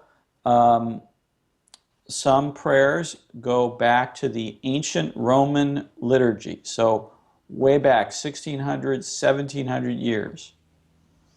Other prayers are more recent. In fact, we have Eucharistic. We have 4 main Eucharistic prayers. They've been expanded well beyond those original 4 main Eucharistic prayers that came out of the reform of the liturgy that was issued in 1970.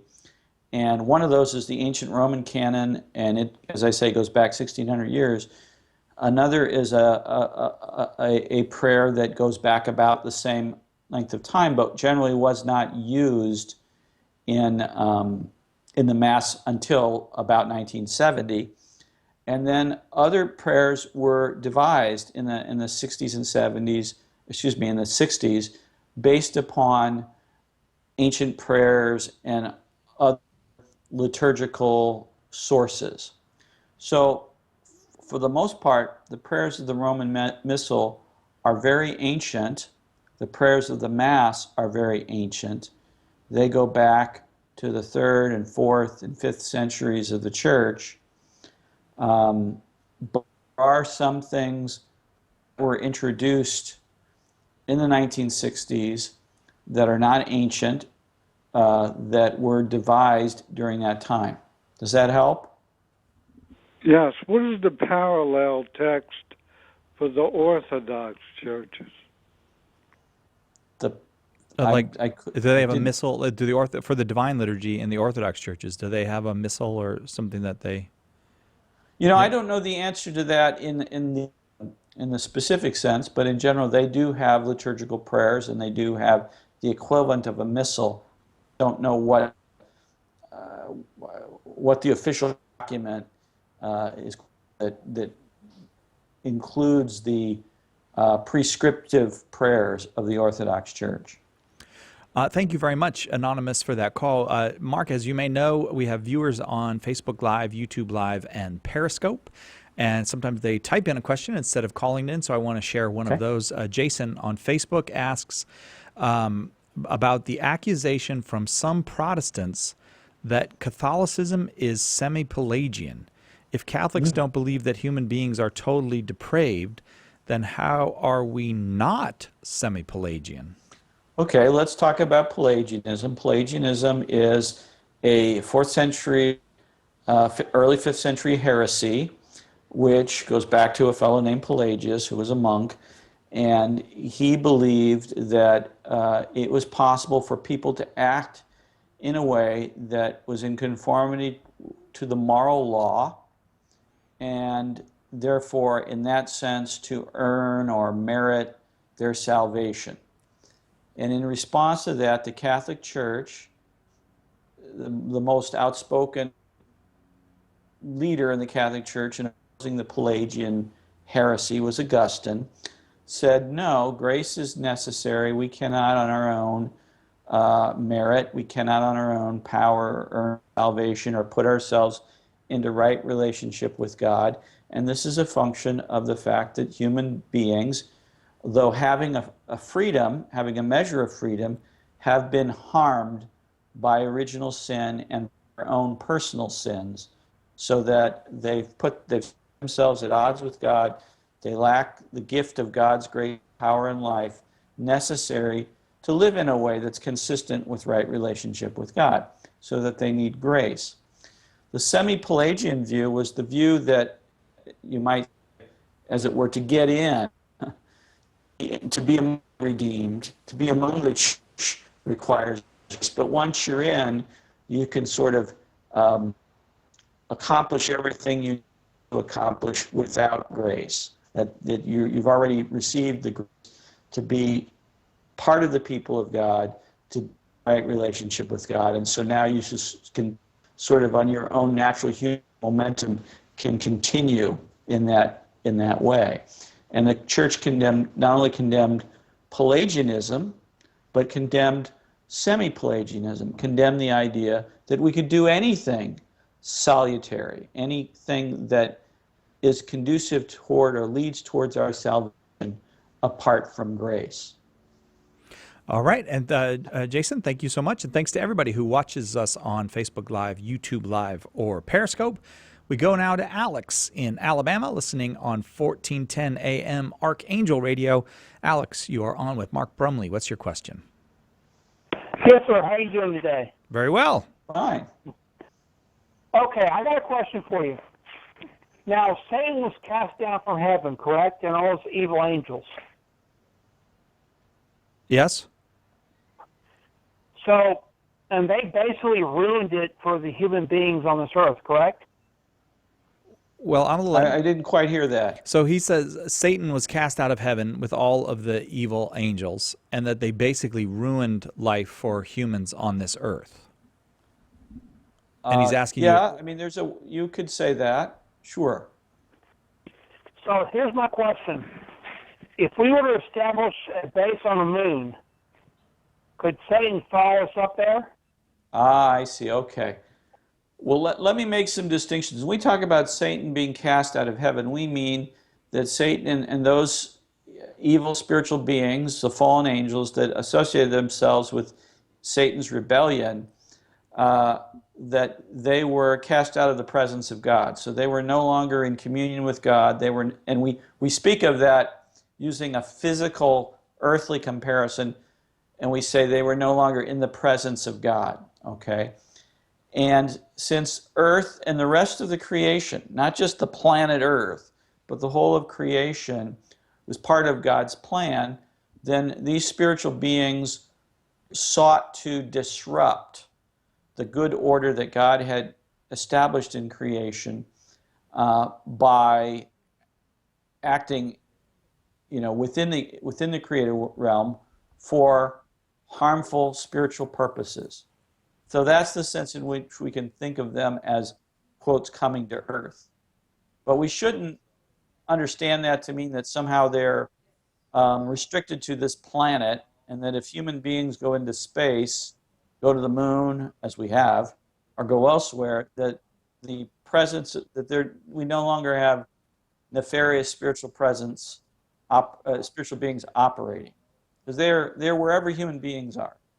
They can affect human beings wherever they are because they operate in a spiritual domain that isn't bound in the way that the physical domain is bound. Does that make sense? So basically they ruined it for everybody. Yes, they did. Yeah, they're not helpful. They really, truly hate us and want to do us harm. Alex, thanks very much for that question. We go to Joe in Pensacola, Florida, listening on 103.3 FM. Joe, you're on with Mark Brumley. Hi, guys. Thanks for taking my call. It's always a pleasure. I'm calling with regards to the gentleman at the top of the hour that was having some difficulty with his son or sons who became atheists. And his answer to his father was, well, read this book, and if you read that book, I'll read your book. And the father decided to discard the book and not read it, and not tell his son about it. I was wondering, what does the Catholic Church think about actually reading books by Sam Harris or Matt Dillahunty or some of these atheist authors? Is it something that should not be done? Certainly, Catholics should read books by Trent Horn and How to Answer Atheism. I plan on devouring all those myself. But what about books from atheists themselves? Well, I don't think that the Catholic Church has an official position that spells out exactly what Catholics should read or not read. We used to have a thing called an index, and that was an index of books that were prohibited that Catholics without special competence weren't supposed to read. We don't have the index anymore, but the principles behind the index, I think, still apply, that not everything should be read by everybody. There are things that are appropriate for children and things that aren't appropriate for children. You shouldn't give children. There are things that are appropriate for adults to read, and there are things that nobody should read. That just, pornographic literature should not be read. Doesn't matter whether you're a child or an adult. Why? Because we human beings are susceptible to being misled. We have spiritual issues. We struggle with our flesh, and some things pose temptations to us, or they pose particular challenges that we may not be spiritually or morally or intellectually ready to grapple with. Now, we tend to think, okay, I get that when we're talking about something that has blatant immorality in it. But what about, the fair exchange of ideas, an argument that's well stated in the book? Shouldn't Catholics be able to read the book? Shouldn't their faith be strong enough that they don't have to worry that the reading of this book is going to undermine their faith? And really, if they are worried about that, then maybe their faith isn't as strong as it should be. Now, that is not an irrational position. What I would say in response to that is that it depends on the person. Each of us has to assess our own limitations, our own abilities, and it may be that, even though I'm intellectually up to reading a particular book, I may not be in the appropriate spiritual disposition or in the particular moral disposition. I have to exercise discernment. In an ideal world, yes, we'd all be St. Thomas Aquinas when it comes to intellects, St. Paul when it comes to zeal, St. Francis of Assisi when it comes to devout love of God. We'd all be just morally perfect, and therefore these things would not pose any particular spiritual temptations or challenges to us. Unfortunately, that's not the world in which we live, and these are not the people whom we are. So we have to exercise discernment and good judgment. So I wouldn't just tell somebody, here's an atheist book, read the atheist book to get the atheist side of it. I would want to know, is this person well-read, a reasonable person, a balanced person, a person disposed to ask good questions and be thoughtful? Or is this a highly impressionable person who hasn't thought through these issues well himself and therefore is apt to be confused and brought further from the truth rather than closer to the truth by reading the book? So the long and the short of the answer is it depends on the person and the person's intellectual, moral, and spiritual readiness to read a particular work. Joe, I hope that is helpful. We have to take a quick break. We'll be right back with more on Catholic Answers Live. This is Harry Connick Jr., and you're listening to Catholic Answers Live.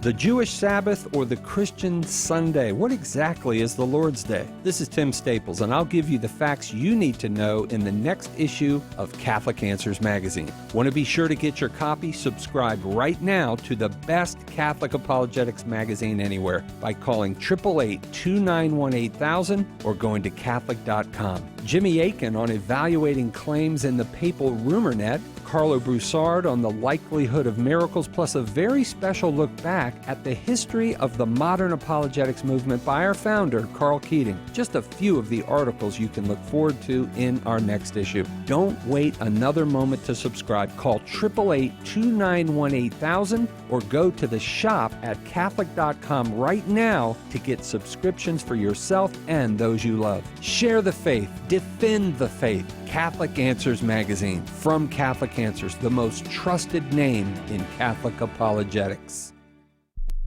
The Catholic Answers Minute. I'm Father Vincent Serpa. In John 13:16, when Jesus had washed the disciples' feet, he said to them, "Amen, amen, I say to you, no slave is greater than his master, nor any messenger greater than the one who sent him." And then he said, "If you understand this, blessed are you if you do it." Do what? Serve each other as he was serving them. Blessed are we if we do it. Mother Teresa used to tell her sisters to let the poor just eat them up. This is what our Lord is saying. Be available with my generosity. St. Teresa of Avila used to urge her sisters to be magnanimous, more than she urged them to be humble. Be generous. How often do we measure ourselves according to our generosity? Not just financial generosity, but with our time, our talents, our flexibility. In the Lord's words, if you understand this, blessed are you if you do it. I'm Father Vincent Serpa for Catholic Answers, Catholic.com. Call now with your question, 888-318-7884. This is Catholic Answers Live. Welcome back to Catholic Answers Live. Thanks so much for being with us today for this open forum. Mark Brumley, president of Ignatius Press, is our guest. And we got a whole bunch of calls, Mark, so I'm just going to plug through them from here to the top of the hour, all right? Very good. We go to... I straightened up so my wife wouldn't say I was slouching. Oh, my wife says the same thing. Oh, yeah. We both have the same problem. Armando in Redondo Beach, California, listening on the mighty 930 AM. Your question for Mark Brumley. Hello, gentlemen. How you doing? Very well, thank you. Okay, so my question is this: I was brought up Catholic, and like I said, the thing I have going on in my house is I have parties for a medium from Teresa Caputo, where my wife has her friends over, and they're just smitten over this. And I've heard mediums before talk about certain things. I don't pay too much attention, but this is the first time I've ever heard a medium talk about somebody who has committed suicide, that their loved one is in heaven with God. Now, what exactly is going on here? And like I said, though, she has, I know it's entertainment, but at the same time, I don't know. A lot of people are believing her stuff, and she has her friends over, and they come over, and they have a fantastic time listening to her. And I'm just sitting there thinking to myself, what is going on? Okay, so your question for Mark is just about this Teresa Caputo, the television medium, and should that be in his home? No. I understand sometimes people look at things like mediums and psychic phenomena and horoscopes as entertainment. And I can see how they have a certain entertainment value. But at best, they're superstition, and at worst, they're opening the door to the occult in one's life, in one's house. And I don't know what your relationship with your wife is like, but I think you need to tell her you're not comfortable with this, and this is not something that should be done in your house. You talked about you were brought up Catholic. I assume, I don't want to make this about you, Armando, because you called in and asked a question about this activity, but are you going to church regularly now? And that's the other thing that I would like to start doing again. And like I said, I'm not going regularly. I had a couple things happen in my life that shook me up, but at the same time, I'm trying to find my way back. But like I said, there are certain things that I'm stumbling back. But I try to stay the course. I really do, and live a straight, right life. Right. And not do anything wrong, really. You don't have to wait to get everything straightened out in your life to go to church or go to mass. So just feel free to go. Go on Sundays and you can during the week. That you should. There may be some issues about your life that you want to get straightened out and go to confession with respect to going to communion. But just going to mass and saying prayers at mass and at church, there's nothing you have to do to get that straightened out. You can do that now. But what's with respect to your wife? Is your wife Catholic, or is she a Christian of some kind? That's the thing. She was brought up Catholic too, and like I said, we're both Hispanic. That's the thing. Is just being brought up with it and everything else, going through being raised in it. And I don't know where she lost her way along the way. But the thing is, just like even me. I mean, I've slipped up a couple times, but at the same time, it's a foundation that I want for my daughter as well. And the thing is, it's just I do want it in our lives.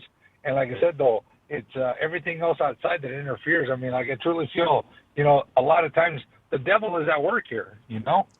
Well, and I think I'm glad that you said that and that you're aware of that. Certainly, if your wife is getting involved with psychic mediums and things of that sort, that's opening the door up to all kinds of bad spiritual things. So I think it'd be good if the two of you, if there's a parish nearby, you called up and said, hey, you call up, talk to the pastor, say, I'd like to stop in and talk to you a little bit about our spiritual journey and get some advice, or maybe ask him to come over to the house and say, again, if you're not at a place in your life where you're going to make all these drastic changes in your life that you feel you need to make, one step towards the right direction may be, inviting the priest over and just saying, hey, I want to talk about spiritual things. Talk about where we're at in our lives. You think that would be something your wife might be open to? Yeah, you know what? We're gonna have to do some talking about that because, like I said, it's been a discussion between her and me, and it's been heated at times. But like I said, it just, you know what? I want to go about it the right way, and you know, I want to see where it's coming from. And like I said, though, there's got to be a resolution for this because, like I said, though, one way shows another, but you know, there's no meeting in the middle. Like, you know, I want the resolution there, but like I said, I don't believe that's good stuff, you know. I would encourage you to be praying every day, and maybe ask your wife if she would pray with you, or maybe read the New Testament together. Read part of the New Testament together. These are spiritual activities you can engage in, and they don't, on the surface, appear to be diametrically opposed to the things that she's doing with the medium and all that, but they are spiritually at odds with that, and they are sort of counteracting things that she might be doing. So I think it'd be good if you said, you know, if you just said, hey, you know, I've been thinking about my spiritual life a little bit more, and I'd like to, you know, pray a little bit more. Would you mind praying the Our Father with me at the end of the day, or praying saying your prayers at mealtime, things of that sort, or you know, maybe read the New Testament a little bit together, that kind of thing. Is that something you think she might be open to? Yes, I think so. She's a wonderful woman, like I said, though, but like I said, this kind of took over. So it's kind of like, where did it come from? And all of a sudden, it was like, you know, fire. It took off. Well, sometimes it can be the case that somebody is spiritually seeking, and there's an obstacle, a moral obstacle, or some other obstacle in that person's life, and you know, and she may be turning to the medium or something like that as a way of pursuing a spiritual path, not fully realizing that this isn't sort of good or even moral or spiritually neutral. It's actually a negative spiritual thing. So maybe these other activities you engage in may be helpful. You might also go to church and get some holy water. Put some holy water in your house. Use the holy water. It's a powerful sacramental.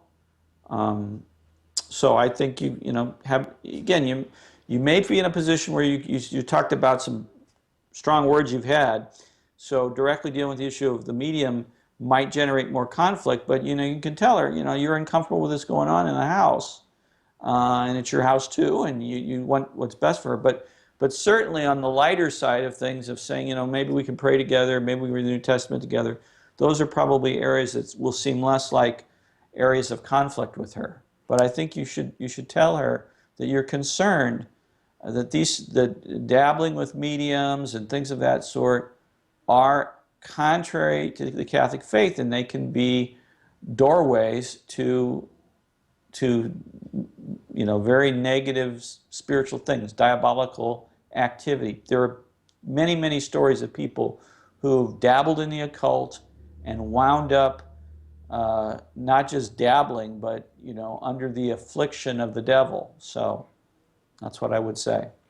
Armando, it sounds like you got quite a bit of help there from Mark. Is that all helpful to you? Oh, it is very much so. I want to thank you, gentlemen, for your time, and it's time to go because I know the devil's an opportunist. That's exactly right. Certainly is. Armando, thank you so much for that call. And one thing I always like to, whenever we get calls about mediums, I do like to just add this, Mark, that it's a scam. In addition to everything else it is a scam. It's a scam. It's like a magic trick. They learn how to do cold reading. They do another thing called hot reading. It's just a scam. And why waste your time on that when you have God Absolutely. who loves you? God who loves you and wants. Oh, and there is the music. Mark Brumley, president of Ignatius Press, thank you very much for being our guest this hour on Catholic Answers Live. Great being with you, Cy. And you'll come back? I will, if you'll have me. Of course. Yeah, if I'm still here. We'll see how long I last, but no. You'll last a long time, I'm sure. I hope so. Maybe that came out wrong. I didn't mean to say it that way. Thanks to all of our listeners. Thanks to all the viewers on Facebook Live, YouTube Live, and Periscope. We'll see you tomorrow on Catholic Answers Live.